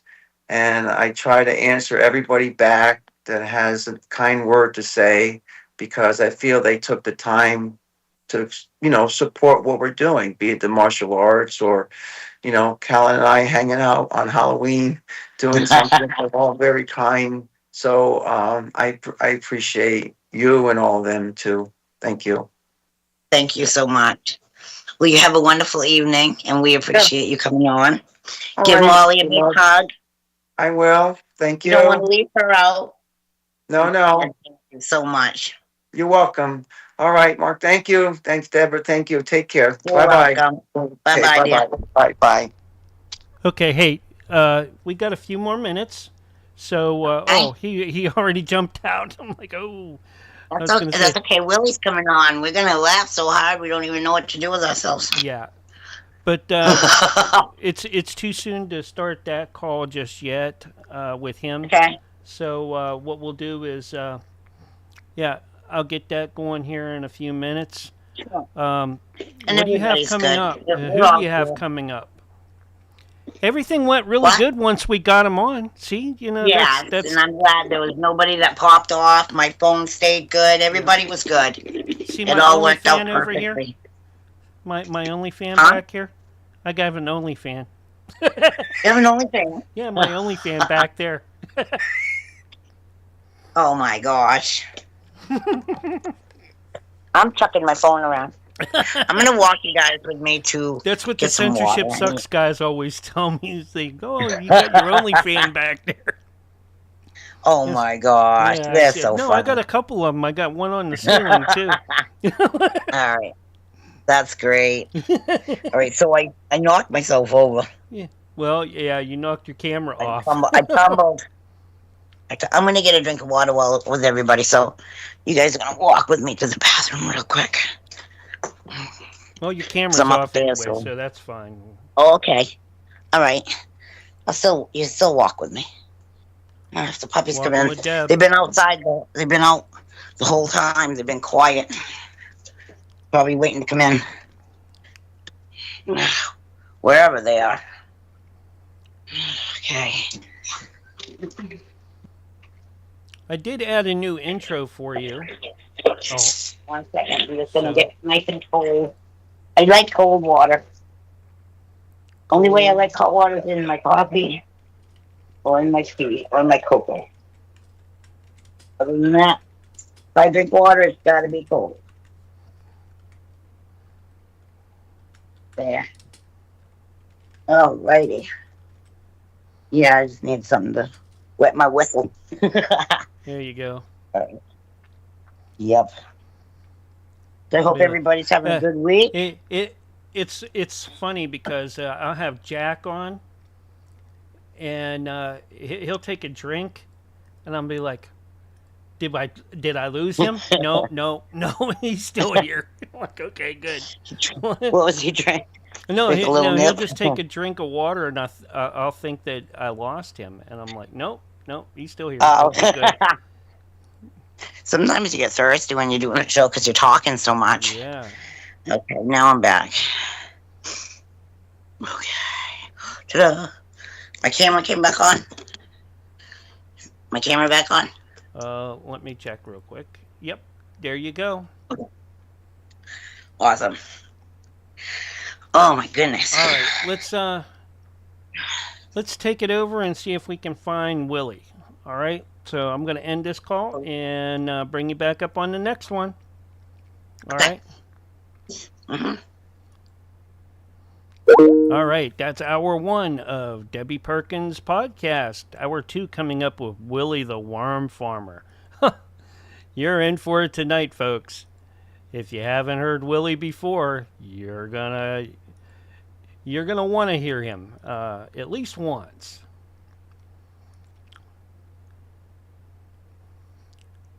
Let me see if I can get Willie Lee.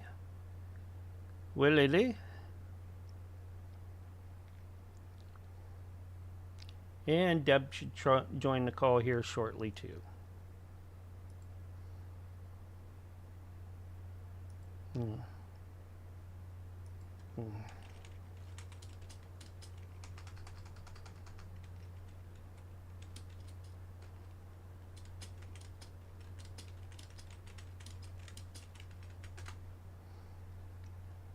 There we go. And I will get us back up over here on the OBS so that everybody can see and hear us. Well, they'll see us, but will they hear us? Waiting for Deb to join, but we will.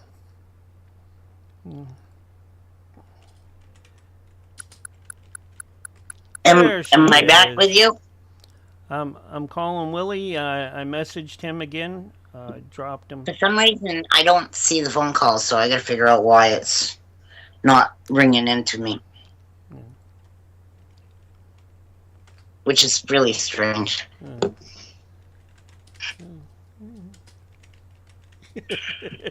Let's go. I told him let's go slacker. What?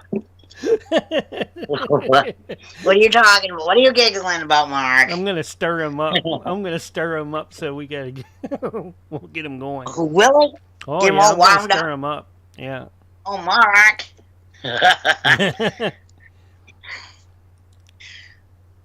Teasing Willie. He's the funniest guy. Swear to God. We cracked up laughing. I've been talking to him a little bit. He's a funny man. It's hard not to be addicted to people that make you laugh. Because my whole family, it started, I think, with my brothers trying to make my parents laugh, but then they all made everybody laugh. And then we all kind of learned that that's how you get our parents to not beat us. Just kidding. To not be mean to us. Yeah. So we would make them laugh. I'm And gonna then the whole I'm gonna family, try to and call we him still in practice again that. just in case I can. Yeah. You know, because I'm. What's it doing? Oh, Not here we go. it Oh, here. really. Look out, cats, dogs, and kids. Guess who's in the chat? Oh no, no, no! It's Willie Lee. I love Willie Lee. I bet he has his microphone muted. No, Willie, I'm right here. Where? I don't see you. Yeah, I well, see can you hear him. me? He's a little I round can hear circle you. with the WL. That's Or, right.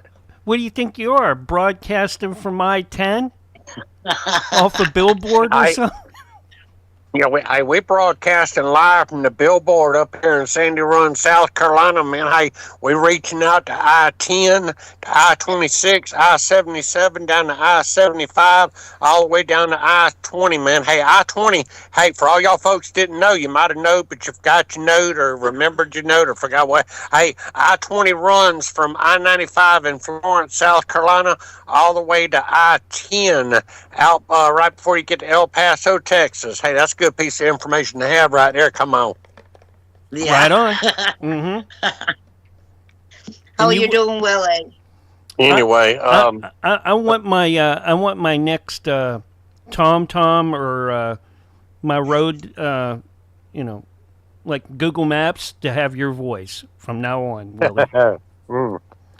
Yeah, I don't know about all that. I'm gonna have to Yeah. talk to David Hogg. Yeah, there you go. David Hogg's got all kind of impersonations that he does. He's a genius. You know, he does his Hansel and he does his Michael the Midget.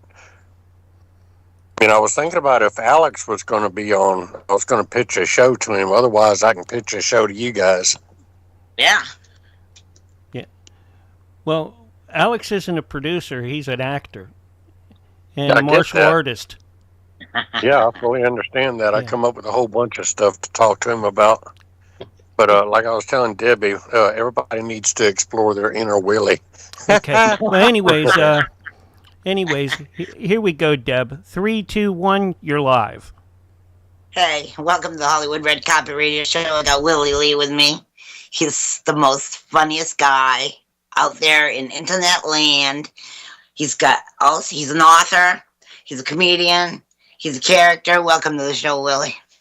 Hey, let the record show, though. Hey, you can go to Amazon. Hey, for all y'all out there that don't know, my name is Willie Lee.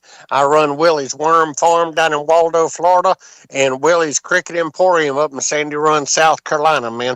Hey, and that book she's talking about, hey, the author is a young lady by the name of Kimberly Fulmer. Hey, y'all can go to Amazon, and y'all can look up The Adventures of Willie, Lee, and Friends. Hey, it's a great comic book, like a hand. Come on. Willie, what made you want to do a comic book?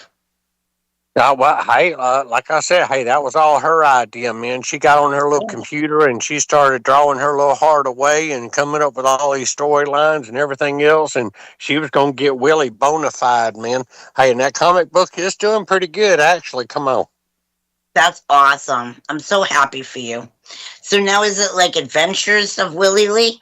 Yeah, y'all look it up, man. The Adventures of Willie, Lee, and Friends. Hey, hey, I got other enterprises too, man. Hey, I don't know where y'all want to take this here interview or what we're doing. Oh, Go ahead, hey, Mark. Willie, this is family friendly. You cannot sell your chunderwear. I Okay. can though, man. Hi, this ain't John's show. Hey, that's where I was going next, man. I got other enterprises, man. I got things that I do to try to make money. Hey, chumderwear. Hey, this ain't no lie. Chumderwear. Hey, catfish bait, man. Hey, for all y'all folks out there do catfishing, hey, I sell chumderwear. Hey, and what I do, man, hey, I got them all bagged up in little Ziploc bags, and they got pretty little labels that say Willie's Worm Farm on them. them, man. Hey, and if you want some really good ones, hey, I sell the regular ones for $5, man. $5. You can buy these chum to wear. They're catfish bait, and I just wear them for about 3 days, and I package them up, man, and let them kind of ferment in that plastic bag. Hey, look at here. Hey, but I got some other ones too. I sell them for $10 a bag, and what I do with them, hey, they special, man. Hey, I put them in the bag with some chocolate pudding and some corn. Oh man, you talk about catfish. Hey, this ain't no lie. You can go down there to the Congaree River, right down there in Columbia, South Carolina, and cast off the bridge right there, man. Hey, in no time at all, using my chum to wear, you will catch 120-pound catfish right off the bat, man. I ain't gonna lie. Hey, chum wear. Hey, I sell them. I ain't gonna lie. Hey, you got to have ideas, man. Come on. You do. And you definitely have some unique ideas, Willie. Yeah, man. You're the only guy I know that has ideas like that, which is pretty cool. People don't think about Willie. You've already thought of it, and you're executing it. Yeah, man. Hey, I'm telling y'all, man. Hey, what we need is a little bit more laughter in this world. Hey, Willie started out on the Censorship Sucks Roundtable Radio Show with John Galt. Hey, we've been doing this for about 5 years, man. 5 years, 6 since 2010, 50. I can't count. Hey, we've been doing this for a long time, and we got these characters that we've developed and built up, man. Hey, and Mark, the producer out there, man, I'm telling you, he has been instrumental in making Willie famous, man. Willie used to be famous. Hey, look at him. Hey, I opened up for the Rough Riders in Columbia, South Carolina at the State Fair about 20 years ago, man. Hey, I got to be famous. Oh, man. Hey, everybody knew me, and I decided all of a sudden, hey, I needed to go a little bit lower, man. Hey, I got tired of people recognizing me on the street and everything, but I created this character, Willie Lee. Hey, and he's kind of a mix between Jethro Bodine, Ernest T. Bass, and Joe Dirt. You put them all together, and you got Willie. Hey, and the whole storyline goes like this here. Willie, hey, and if I get to running off at the mouth too much, y'all interrupt me. Hey, I can run off at the mouth. Willie. Yeah. I'm learning about Willie. Yeah. Hey, look at him. Here's what happened. Here's what happened. If you don't believe me, just ask me. I'll tell you what happened. What happened was I was about 3 years old, and my mama runned off. Hey, my real mama, she runned off, and she left me with Mimi Momo, and I called her Mimi sometimes, and sometimes I called her Momo. And I was 3 years old. I was about 4 years old, and I runned off, man. Hey, I left her place at 4 years old, and I joined this group of alligators, man. Hey, the gators out there, hey, gators are smart. They taught me how to hunt ducks, man. And I didn't hunt the ducks. I didn't hunt the ducks. The gators hunted the ducks, man. But I'd ride on the gators, on the gators' back, and I put like this little string or rope thing in their mouth, and I'd guide them toward the duck. And they'd see the duck, man, and they make a beeline toward the ducks. And hey, I survived on ducks for a long time. But then I got to be about 8, maybe 9 years old. I moved back over to Mimi Momo's house, man. Hey, and then my daddy, he ran here. What happened down there on 301 and Highway 24 in Waldo, Florida, is where I was raised. That's where I am right now. Well, I ain't where I am right now. Right now, I'm up in Sandy Run, South Carolina. But I got me a worm farm down there, and I sell worm hot dogs and pea jugs, man. Hey, but we got this. Daddy used to have a roadside farm, and this little roadside, hey, that's a true story, man. Down on 301 in Florida, you stop off, and 301 used to be the main highway before I-95 come through there. In 301, he had this little farm, and he had these monkeys, and he had about 200 about 100 monkeys then. I got 200 monkeys now because I took over the farm, man, and I got a bunch of monkeys and giraffes, and I got 4 giraffes. Well, no, I had 4 giraffes. giraffes. I got 3 now. One of them got his head knocked off because I put him in the back of my Pinto and his head hit a bridge. Hey, anybody want to buy a giraffe head? No. Look at him. Hey, and I come up with all these ideas and these. Hey, you ever heard of a chicken playing a basketball playing chicken? A chicken playing basketball. That's what. Hey, this little old ping pong ball. It comes up on a puff of air, and the chicken he'll peck that little ping pong ball, and it go into the basket. Not hey, that's a true story. It go into the basket, and then the chicken will get fed. So it's a basketball playing chicken is what it boils down to. I'm telling you got to have ideas, man. Look at hey, but I hate lately. Here's what I've been doing: broadcasting live. Hey, I got my own spaceship and I got my own submarine. Well, I took the spaceship and turned it into a submarine. That's another story too. Hey, where's that Alex Zywak guy, man? I thought Alex Zywak was going to be on here. He was on the first hour. Yeah, well, doggity doggone, man. Hey, I had a picture show. I wanted to, no, hey, I got an idea for a picture show. Hey, you got to picture this. Hey, Willie is sitting, hey, you an actress too, Deborah Cheney Perkins. Hey, you're famous. Look at him. Hey, but I meant to tell y'all a while ago, but no, never mind. I got to backtrack. No, hey, here's a movie idea. Hey, picture this, okay? Picture this, the opening scene. Willie is sitting on his front porch and he's whittling. He's minding his own business, man. Hey, the sun is just barely coming up and you can barely see the sun off in the distance coming up above the lake, you know, and you can hear crickets around and off in the distance you can hear little old hooty hoo howl, hooty hoo owl, and then all of a sudden, then all of a sudden it's chaos, man. Hey, these Black Hawk helicopters, they come storming over, man, and then these Black Rock men, the paramilitary guys, they come rushing up on these inflatable boats, and they got guns, man. They got guns like you ain't never seen before. And then next thing you know, hey, this is real exciting. And Willie, he just sitting there whittling, and he looking around and everything and seeing what's going on. And one of them Black Hawk helicopters, it lands, and then out of the helicopter comes this guy. He looks like somebody out of the Matrix or John Wick or somebody. He got hey, he got him his long black trench coat on, you know, and he got the dark sunglasses on. Is he the Men in Black, or is he the Men in Black Willie, or is he like Future guy? Yeah, no, hey, whatever you want him to be. Hey, he looked like that guy off of. But it's not gonna work out that way. No, he looked like that guy off of the Matrix, man. Hey, that guy off of the Matrix. He got a long black coat and dark sunglasses. Okay, I got you picture. He takes his sunglasses off. And Willie, he's just sitting there. He's steady whittling. Don't none of that faze him. Hey, and he walks up to Willie and he said, oh, man, I'm drinking this Willie's rocket juice. That's some good stuff, man. Oh, look, hey, I make it myself. Yeah, you don't even want to know the ingredients, but it's good stuff. Hey, he walks up to Willie and he takes his sunglasses off and he said, Willie, he said, we're here to take your farm. And Willie looks at him and he says, Saul Good, that's the guy's name, Saul Good. Saul Good ain't good for nothing, man. He says, Saul Good, I done told you I am not selling my farm to you or nobody else. And then Saul Good looks at him and he says, Willie, he said the point, Saul Good got a funny voice. He sounded like that goldfish off of Wi-Fi's on YouTube, man. And he said, Willie, he said, the time for selling is over. He said, we're going to take everything you got. You understand me?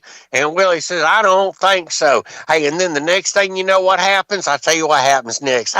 You're on the edge of your seat now. You loving this. Hey, next thing you know, man, hey, all these monkeys, man, they start storming from the trees and they got AK-47s and AR-15s and all kind of weaponry and everything, and they're firing all over the place, and the next thing you know, the top of Willie's house is lined with midgets. Hey, hey, stormtrooper no. midget. Hey, you can't say midget. So nowadays, man, you got to call them little people or dwarves or whatever. Hey, and I've talked to some midgets, and they don't like being called little people. They don't like being called dwarves. They'd rather be called midgets, but you can't call them midgets. You get on that tick 'em talk 'em, and you write that word midget, they'll flag you. They will ban your account because they say that you're using hate speech or something or another. Hey, but no, picture this, man. Hey, next thing you know, you got all these monkeys and all these heavily armed midgets, man, and they're fighting against these Black Hawk people and all these other paramilitary guys and do. The next thing you know, the ninjas, man, the ninjas come out of the trees, and they start whooping butt, man. Here come the ninjas, and they start and high kicking and karate kicking everybody, you know it. And then next thing you know, Aunt Mama Lou, she's the head of the ninjas. She takes off her ninja mask after she done whooped everybody, and she said, "That's about enough. All this." Hey, and for all y'all out there don't know Aunt Mama Lou, hey, Aunt Mama Lou's a real person. Aunt Mama Lou is my wife, but she used to be my sister. Then she was my mama. But hey, what happened is that, yeah, no, hey, Daddy married Miss Dorothy from down there at the church, man. Hey, and Miss Dorothy had a daughter named Lou. Miss Dorothy actually had 23 daughters, but one of them was named Lou. And Miss Dorothy had a daughter named Lou. So Lou was my sister at that point in time. Then Miss Dorothy, she got a case of the gout going, and I'm not going to tell you what happened with her. But then Daddy married Lou, and then oh man, hey, and then Daddy got a case of the gout going. Daddy died in prison. He had a tractor trailer load of marijuana on the back of his flatbed truck, and he ended up getting arrested down there in Arkansas. They put him away for life, but Daddy, he died in prison. Hey, anyhow, but then Oh, so no. what happened? So what happened is Miss Dorothy was my mama after Daddy married her, and then Daddy got a case of got going. So then I married Lou, Miss Dorothy's daughter. So we called her Aunt Mama Lou. She used to be my sister, then my mama, then she became my wife. Now, look at here. Hey, I can go on and on and on and on. I can tell you all about Willie. But the thing is that we got to have more laughter in this world. We got to explore our inner Willie. Everybody got an inner Willie. Hey now, family friendly, family friendly. No. Hey, I'm just saying, people's got their own like alter egos and stuff like that, and you need to explore it. You don't need to explore the demon side of you. I got a demon side. What happened after Willie was whittling the wood, and all these military midgets and monkeys are shooting each other? Yeah. What happened after that? Because Mama showed up. Yeah, I ain't got that far yet. hey, this is still the script. You know what I mean? Oh. Hey, it's the starting of the script. Hey, but what it is? Though. No, but what it is, though, is Saul Good. He wants all of Willie's uranium deposits. He said, we just going to take it. He said, Willie, you're sitting on one of the biggest uranium deposits in the world. And Willie said, well, you might get me, but I got friends. And all of a sudden, that's when all the monkeys and the and the ninjas come out, man. Hey, how about this? I just come up with this idea. How about the monkeys are riding gators, man? The monkeys are riding alligators, and they got these rifles and stuff, and they come storming up on the land riding alligators. It's funny right there. Hey, here's something else y'all don't know. Hey, I'm trying to get me a radio contract, man. Hey, they got a radio station. One of them's out of Virginia, and one of them's out of North Carolina, and they done told me, they said, look at here. They said, Willie, they said, you got some really great stuff, and we gonna hire you on. And I'm like, well, just tell me when. Well, they ain't never got back with me. So I don't know what's going on with that. But hey, if you look at everything, man, hey, the headlines across the nation, they are writing themselves. Man, you can't make this stuff up. Hey, have y'all seen the one about the little cornhole guy? I see that. Look, I know Mark knows about that, so go ahead, because if he's laughing, I want to know. No, I want to know. Mark shaking Inquiring his head. minds needs to No, know. no. Mark shaking his head. He talking about his family Because friendly he knows women. something I don't know. Yeah, no, no, hey, no, hey, there's this guy. Hey, y'all can Googleize it, man. Hey, there's this guy. His name is Dante Weber. He's a cornhole champion. He is a cornhole champion. And some of the news accounts, they don't call him a cornhole champion. They call him a sandbag champion. Hey, but this guy, he ain't got no arms and he ain't got no legs. When he was a little kid, he got his arms and his legs chopped off. Now he just got little nubs. He got nubs for arms and nubs for legs. And hey, and this guy, he shoots guns. He shoots rifles. I seen a video where he's climbing a deer stand with his little old nubs, man. Hey, but that don't top it off. What happened was this cornhole guy, he got arrested for shooting his buddy. They was in a car. Hey, this is a true story. This happened just like last week or something, man. He was in a car and he had a passenger next to him, and there were some passengers in the back. And he got into some kind of altercation with the passenger, and he took out his gun and he shot the guy with his little old nubs. And y'all need to look the guy up. He ain't even got no hands. I don't know how he can shoot guns, but he does. He's got like little indentations or something that comes off of his nubs, and he can pull a trigger. Dante Weber, I ain't making it up, man. They got him arrested right now for shooting his buddy. He told his friends in the back seat, he said, hey, y'all, hey, I done killed this guy. Y'all need to help me get him out the car. They told him, they said, no, we're going to leave that up to you. They got out the car and ran. They got out the car and ran. They was gone. How'd he run? He's got no legs. Huh? He has no legs. Yeah, no, he does. He got little nubs, man. It's funny to watch the guy. No, they ran away. He didn't run away. Ran. Yeah, no, he got some kind of specialized car or something, and he drove himself and that dead body to someplace. Then somehow or another, he got out of his car and dumped that dead body in somebody's yard, and then drove himself to a hospital in Virginia. And that's where the cops, they caught up with him there at the hospital, and they arrested him. But I'm sitting there thinking to myself, that takes gumption, determination to have no arms and no legs and to be able to shoot somebody like that. Come on. But it writes itself, man. Hey, Donald Trump, I'm telling you, Donald Trump is funny. He's funny, but he ain't funny. Hey, I watched him on TV. He has yesterday. arms and legs. What are you getting on to Trump about? Yeah, no. Hey, that's a true story. I ain't making this up. Hey, they told Donald Trump, they said, well, them people down in Venezuela, they real happy, and the gas prices are down, and they're going to make a statue out of you, and they started talking about gas prices going down and everything. And Donald Trump says, I don't care about gas prices going down. He said, I want to hear more about the statue. I'm like, look at him. Hey, Donald Trump, man, like him or don't like him or whatever, the guy is a one of a kind. I ain't gonna lie. What statue? They gonna put up some kind of statue of Donald Trump down there in Venezuela, talking about how happy they are to be liberated or whatever, and he was the one that done it, man. I seen a funny video. It was one of them what they call AI videos, and it had Donald Trump. It wasn't real. I know it wasn't real, but it had Donald Trump. He said, and this is what happened. He said, we flew in down there to Venezuela, and I jumped out the helicopter onto this roof, and I stormed through this door and got the stair access, and I went down and I seen old Maduro and his old lady.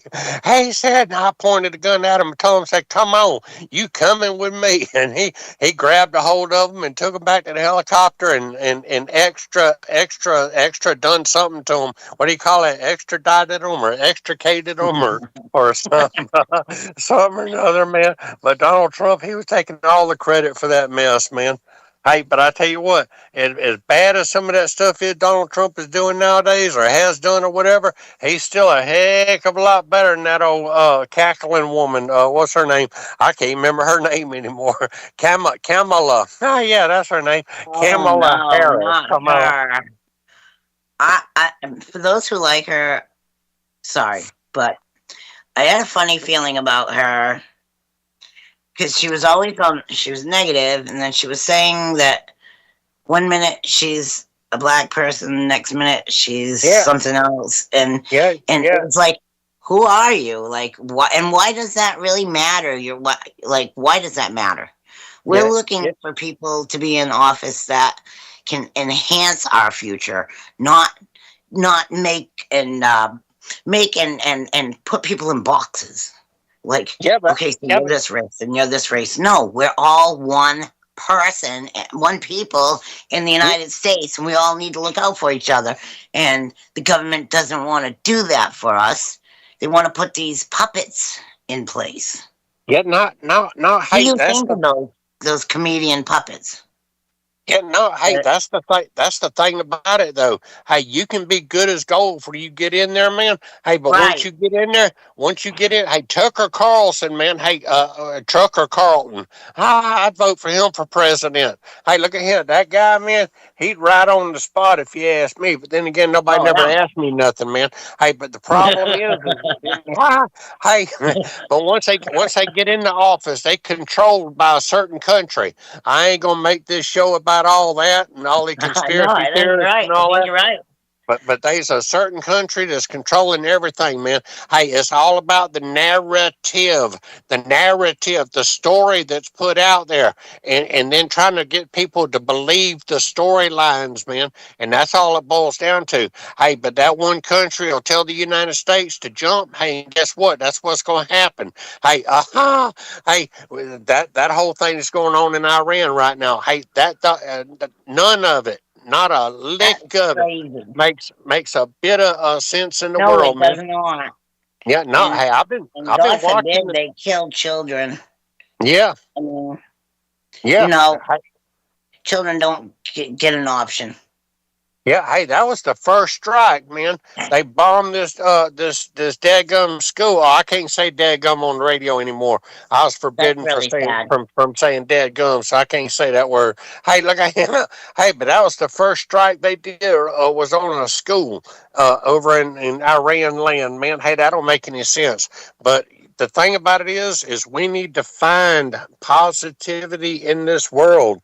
We need to find humor in this world, and we need not to concentrate on all the negative, because hey, the I fact of the know. matter is, no, hey, I told y'all, the fact of the matter is there's always gonna be something negative going on in the world, man. Hey, everything that's going on right now, truth be said, I'll tell you the truth. There again, if you don't believe me, just ask me. I'll tell you. Hey, the truth of the matter is that there's always going to be negativity in the world, and if it ain't one thing, it's going to be another. Every time you turn around, it's going to be something else on the news. If it ain't And I this, it's think they going to be that. distract us, really. Don't you feel like the news distracts us from the real things that are happening? But hey, there again. What is the real thing? You know, Right. what is your story compared to my story? Your experiences, my experiences. Hey, you know what?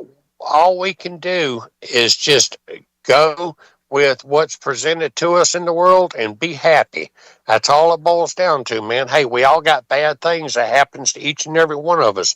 And can you look back on your life and you can see something bad that's happened, something that has occurred that's led up to something good? Hey, I can. Look at him. If certain bad things wouldn't have happened, I wouldn't be where I'm at right now. Hey, and I ain't gonna lie to you, I'm happy. Hey, hey, happiness for some people is hard to come by, but you know what? Hey, I'll tell you what, man. Some people, they create their own misery, and that's what it Yep. boils down to. Yep. Yep. And I think that people in government have some of them, not everybody, have been picked on as children. So they grew up to, like you said, they look polished on the outside, but as soon as they get in office, they become Biden's son. Hey, and that's something else too that everybody's tired I of. know. That Everybody's right there tired is of. something else. He got Yeah, on the no, cocaine train and never got off. And what's funny yeah, is he got yeah, no, away with it. And like, if that was yeah, you or I, we'd be locked up and they yeah, threw a key away. yep, We yep, wouldn't yep. even get out ever. Yeah, hey, no accountability at all. No. No accountability. Yeah. I So what does mean, that mean? Like moving forward? Like, what does that mean for moving forward for other people who want to be a politician? Like these kids that grow up, one day they might become a politician. But now Hey, that they know that certain things are allowed to let slide because they're billionaires. hey, they got a 14-year-old kid. He is running for governor of Vermont right now. Hey, Is he a 14 years millionaire? old. Huh? Is he a millionaire? How's he going to get in? You need money. You need Yeah, well, money to just even advertise. And everybody I know that advertises, there's somebody out there that hates them, that's making an advertisement against them. well, So they have their positives, and then somebody will come along and say, "Don't vote for them," and put them in like no shirt or something, and make them look like they're like a bad egg. hey, So here what we need. We need Willie for president and there you Afro go. Man. And There Afro you Man. go. Afro Man Mark's like, as no, vice president. Hey, you heard only for about all that? president. Yeah, no, hey, you looked up Afro Man? Have you seen all that going on with Afro Man? I don't think so. Yeah, no, hey, look up Afro Man. He's the guy. He's all over the place. You must be living in a closet. I Look might at him. be. Yeah, no, I hey, might be. Afro Man. Hey, here's what happened. Afro Man, he's the guy that sang that song, I Got High. You know that song? I got Oh high. yeah, yeah, I yeah, got high. yeah, You know, he couldn't do yeah, nothing because he got high. Hey, yeah. that was Afro Man. He sang that song. Hey, Is and he? back in 2022, hey, this is current news, man. Current news as of last Okay. week. Yeah, no, hey, he got raided by the cops. He was out of town and he got all kind of video surveillance and everything else. The cops busted down his gate and then they busted down his door. Then they bum rushed his house and they went through all his CDs and they went through all his jackets. And the one cop, he passed by this lemon pound cake. Oh, you need to look up lemon pound cake. Hey, that's a hit song nowadays. Lemon pound cake. He talking about that cop was gonna put down his Glock and cut him a slice of lemon pound cake. It's funny. Hey, he dirty dogged these cops, man, because they refused to pay for his fence and refused to pay for his door that they busted down. They stole $5,000 in cash from him, and it was a little bit over $5,000. And somebody stole $400 of it, and he finally ended up with the $400 back. But there was no charges against him. They didn't find nothing except for some money in his suits. They was rifling through his suits, and they found like $5,000, but they didn't find nothing else, man. And then he commenced a dirty dogging these cops, man. The one cop, he called him a dirty SOB, and the other cop, he's talking about how he was, well, I ain't gonna say what he said he was doing to her. Hi, look at him. Hey, but he wrote all kind of songs and dirty dogged them and called them thieves and everything else. And they got mad at him. And they said, look at him, you can't be talking about us like that. We're going to take you to court. And sure enough, man, they took him to court and he won the court case. He won it. But that one cop, she was on the stand and she was crying. I ain't going to lie. She had bona fide tears coming out of her eyes, man. Had her Really? crying. Yeah, talking about, oh, he defamed me and all this other kind of stuff, you know. But hey, he's an entertainer. He asked, the lawyer asked that one cop, he said, well, so the allegation is that he had, what's the word we want to use right here? He had relations with your wife.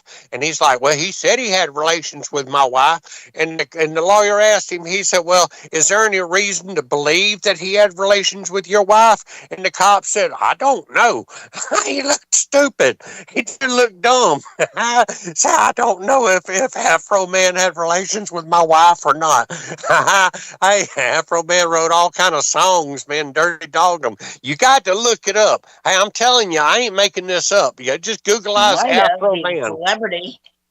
Yeah. Some, some Yeah, women yeah, like There's being a a guy for celebrity. you to get on air soon. yeah.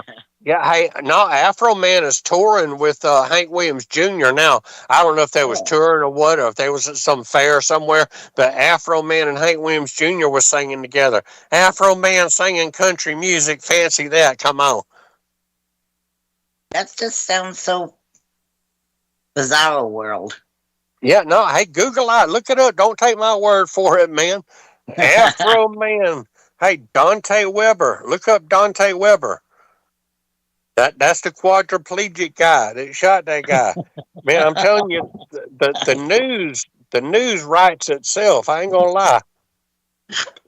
I laugh and then I kick the table and then I knock myself over. Oh my God, Fred. Wow. So what does Willie Lee's summer look like? Because we're in spring now. What's going to happen for you this summer, this spring and summer, Willie? Shoot fire. Hey, look at him. I am all over the place, man. We got cow racing going on up in Livonia, Georgia, man. We're racing cows up there at the Speedway.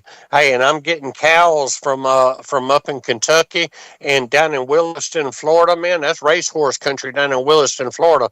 Hey, and we breeding these horses with these cows. Oh, we got cow racing going on. Hey, hog racing too. Oh, look at him. Hey, we put the monkeys on the back of these hogs and we do hog racing down there in Orangeburg, South Carolina. You can always get the kids to run around and whoever collects the most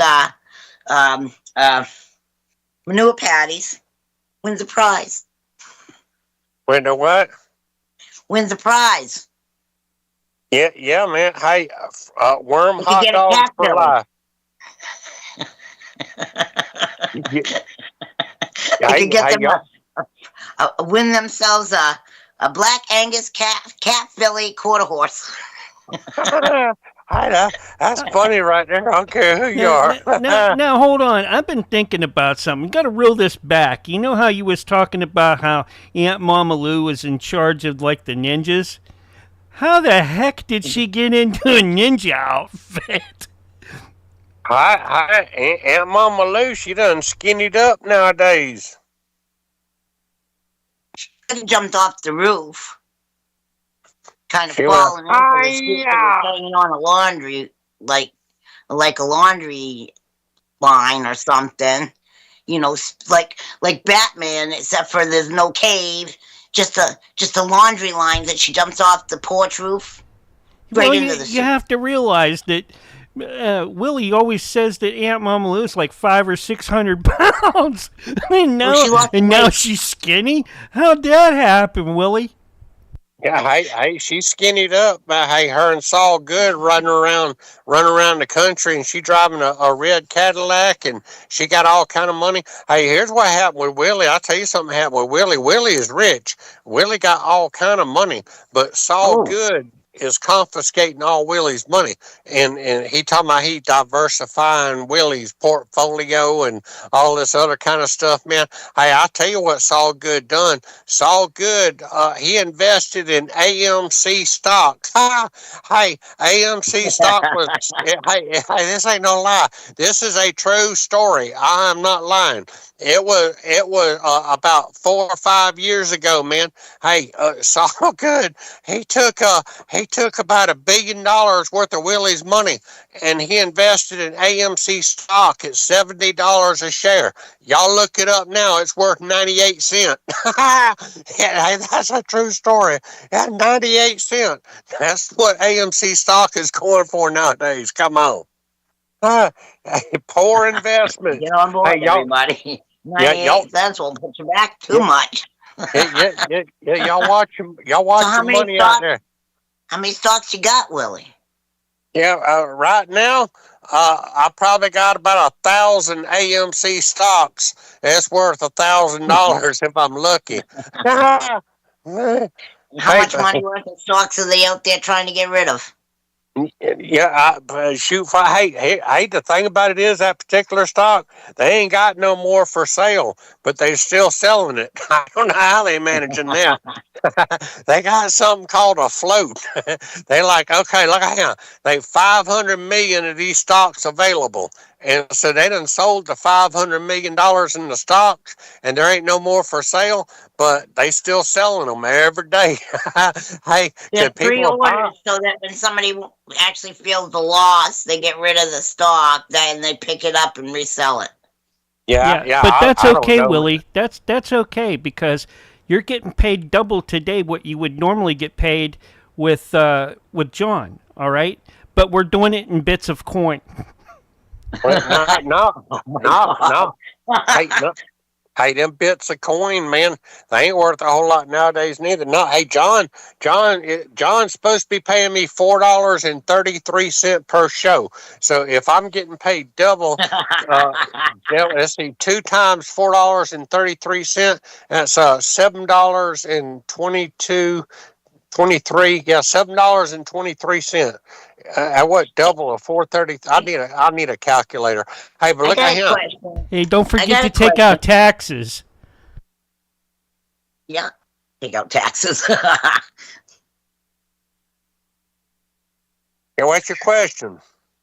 All right, Willie, have you ever dealt with, those online scammers who scam all those old people out of their money, and then they call you up and they try to convince you that they're an actual legitimate company, and then they take you down this like long road of trying to get into your computer or trying to get your bank account or get your numbers, and they're ripping off all these old people because they're like new to technology. Have you ever had to deal with anybody like that as Willie Lee? Yeah. Hey, look at him. I'm gonna tell you what happened. Hey, this happened last week. I ain't gonna lie. Hey, this guy, he called and he'd only had like a broken accent. He couldn't hardly speak English too well, Yep, and he yep, I called me recognize up and that. yeah, and he told me, he said, look at him. He said, here what I want to do. He said, I want to help you out. He said, I got some money that I want to deposit into your account. And what you're going to do is you're going to show me your account. And I'm going to see what's in your account. And then you give me your social security number and all this other kind of stuff. And I told him, hey, sound like a good deal. He's going to give me $10,000. Hey, what he said he was going to do. Hey, and then he looked at my account and he seen I got 22 cents in my account. He said I had 22 cents in my account. He said Well, there ain't that's why nothing you I can needed do the with. 10 grand, because you Yeah, really didn't have any money, and yeah, you worked paycheck to paycheck. So that money, that 10 grand promise, was yeah. going to come in mighty handy, wasn't it, Willie? Yeah. Hey, I don't keep. Hey, I got assets. Is what I got. Hey, I got a Pinto. Hey, this a 1980s model Pinto, 1978 Pinto. Hey, and this thing right here is good as gold. I could probably sell it and get about $2,000 out of it right now if I wanted to. So that'd make me rich. Look at him. Oh, look at. Hey, but you got to have ideas. I'm telling you. Here's how I've been making money here lately. Here's what I do.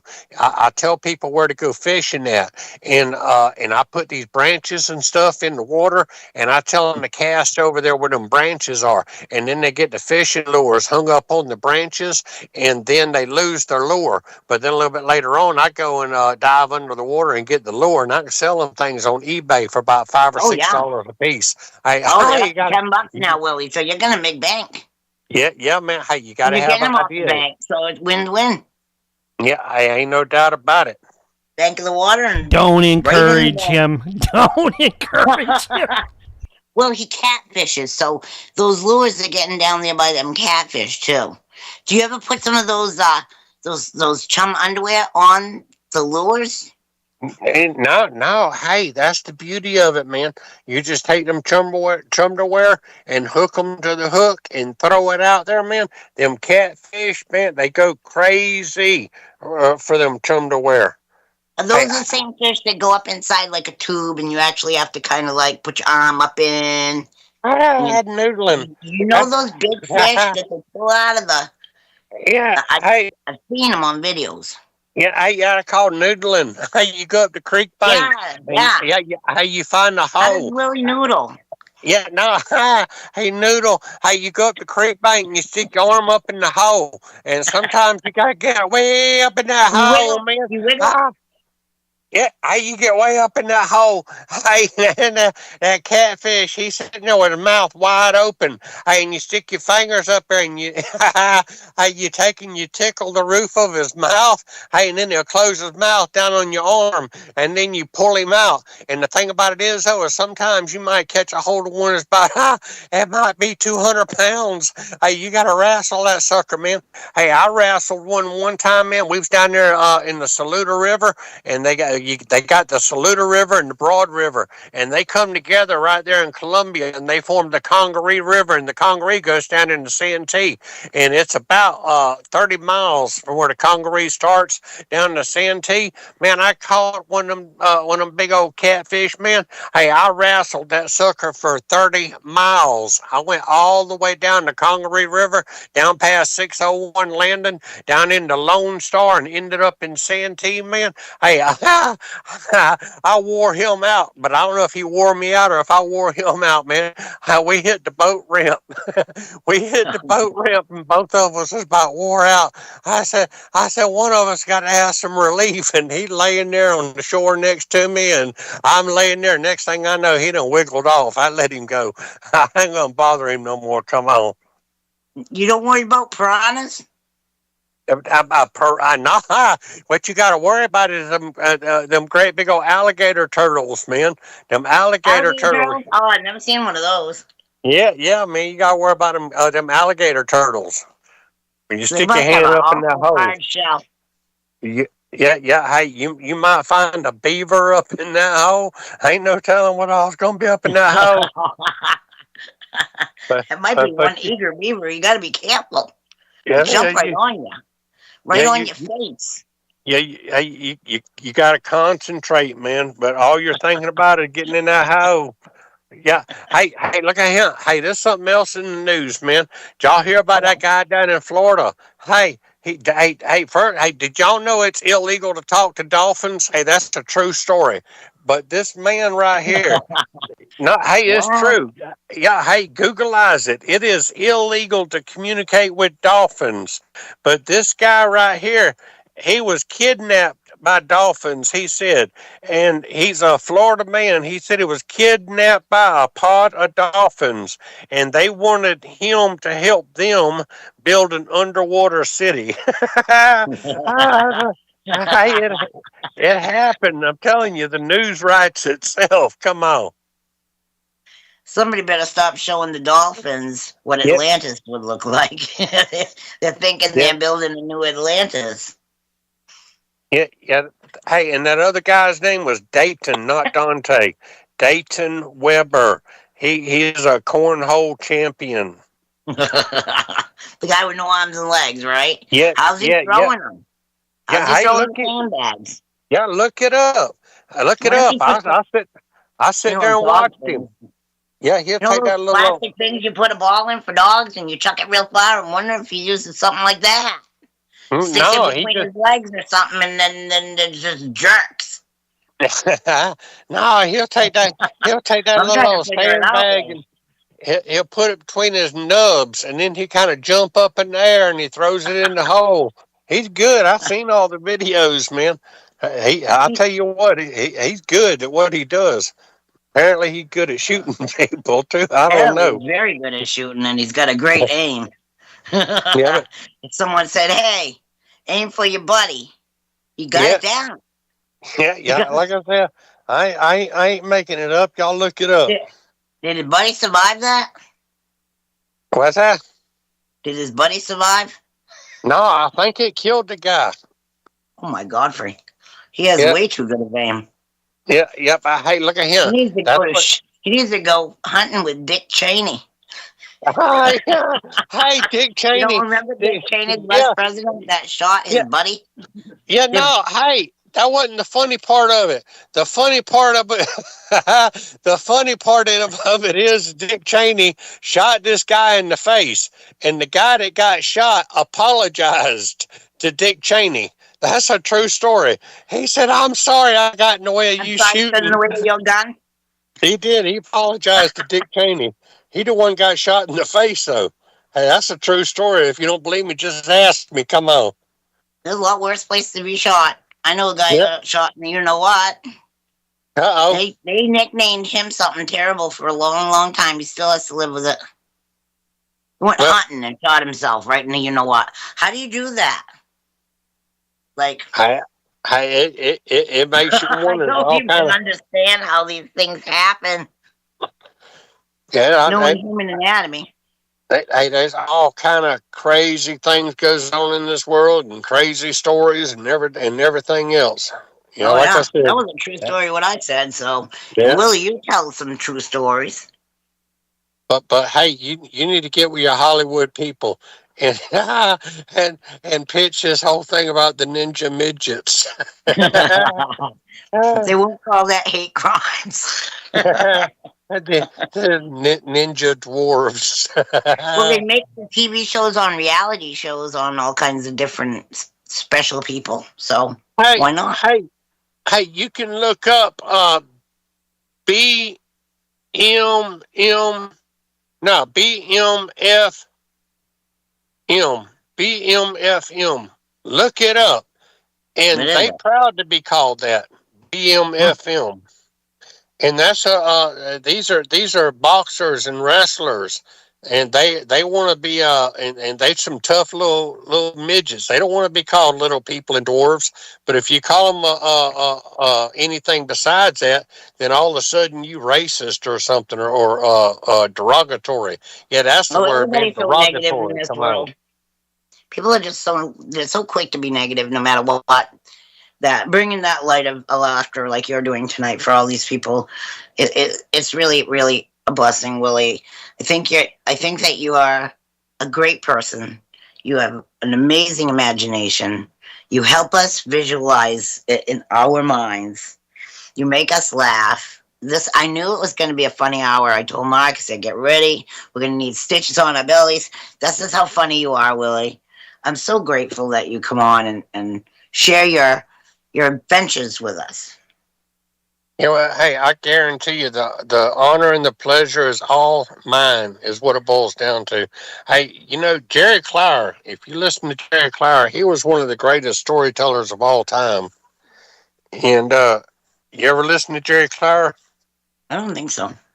Yeah, look at you living in a hole all your life. I think I Jerry, no, hey, you need to look up Jerry Clower.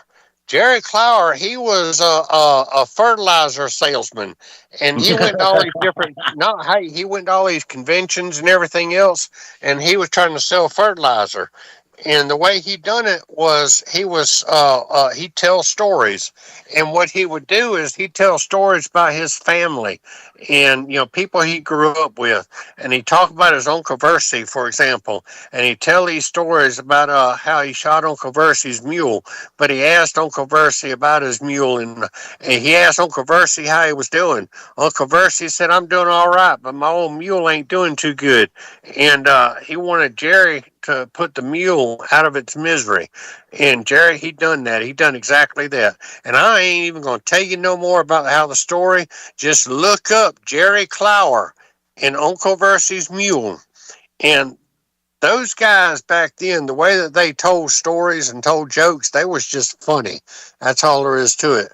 And they wouldn't be vulgar. And that's one thing Willie, kind of prides himself. Willie's an idiot.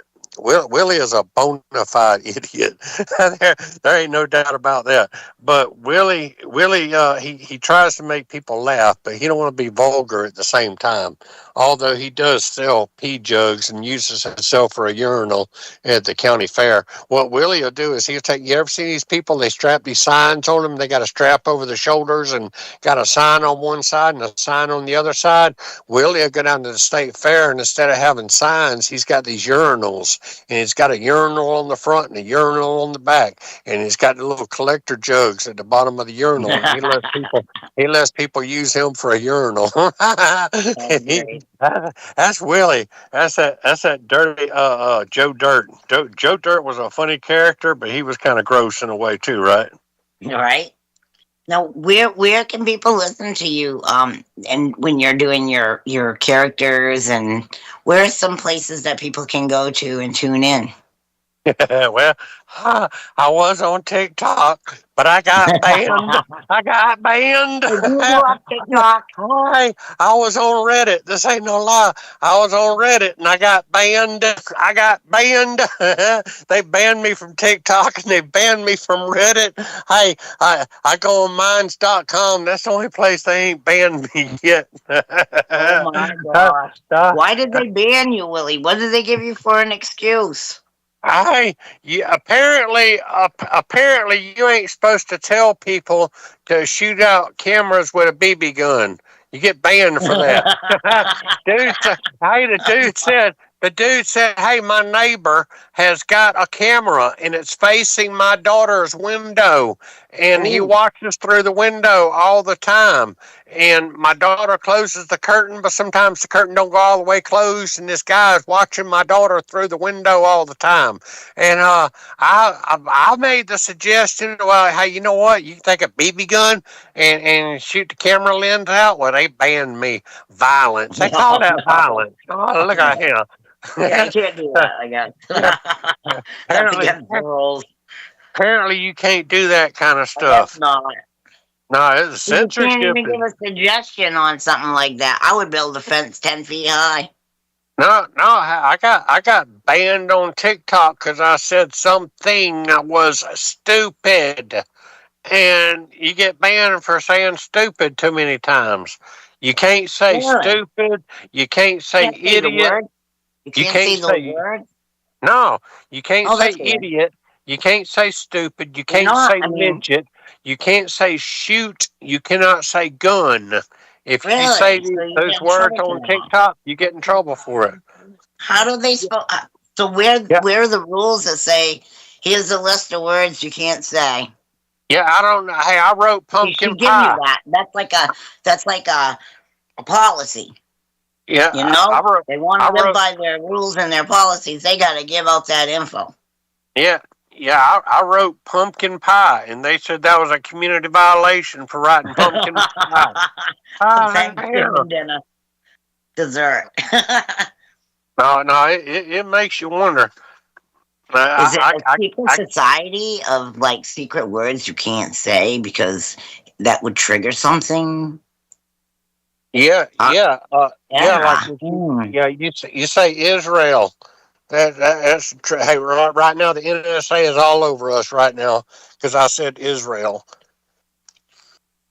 Mark, how much time we got? Time to wrap it up. All right, everybody. Willie, tell everybody where they can get a hold of you. Oh, hey, you can go to minds.com. Willie Lee V. 1971 at minds.com. That's about the only other place you can get a hold of me. What about your website? Don't forget that. Yeah. Yeah, And your yeah. book. Hey, yeah, my website is Willie Lee V at gmail.com. That's where people go to buy my feet pictures. And yeah, I didn't tell you about my feet pictures. I sell my feet pictures and I sell my underwear at Willie Lee V at gmail.com. Come on. Thank you, Willie, so much. Really appreciate it. Thank you so much for coming on tonight. Everybody, thank you. That's our show for this evening. And I'm really glad that you stuck us out with it and during the crazy first half. Well, you guys all have a great night. We'll see you in a couple weeks. Thank you, guys. Have a good night. That was great.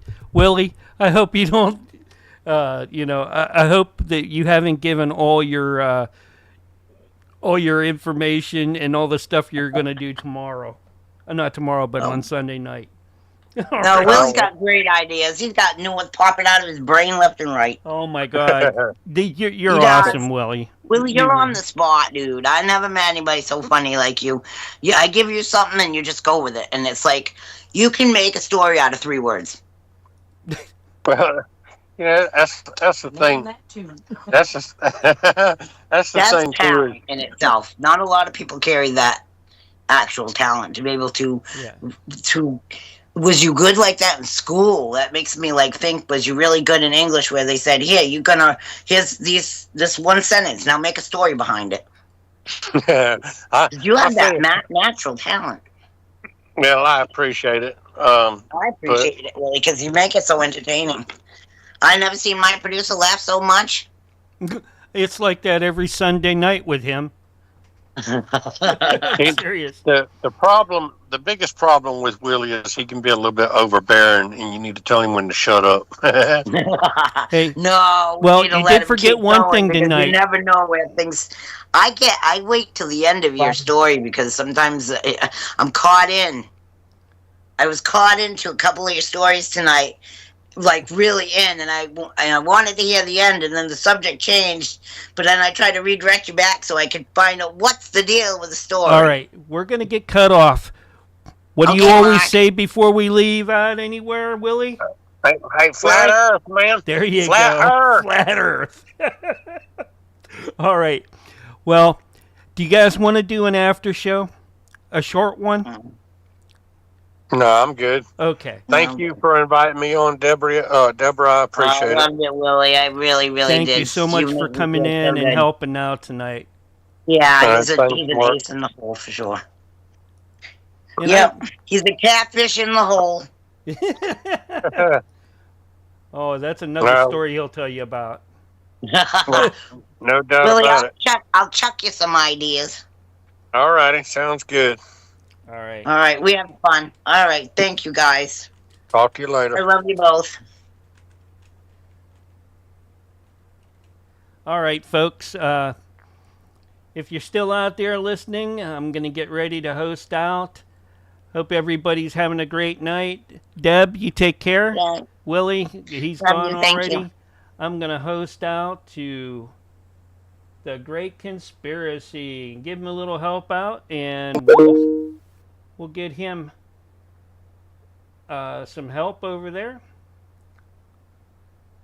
Let's see here. And there we go.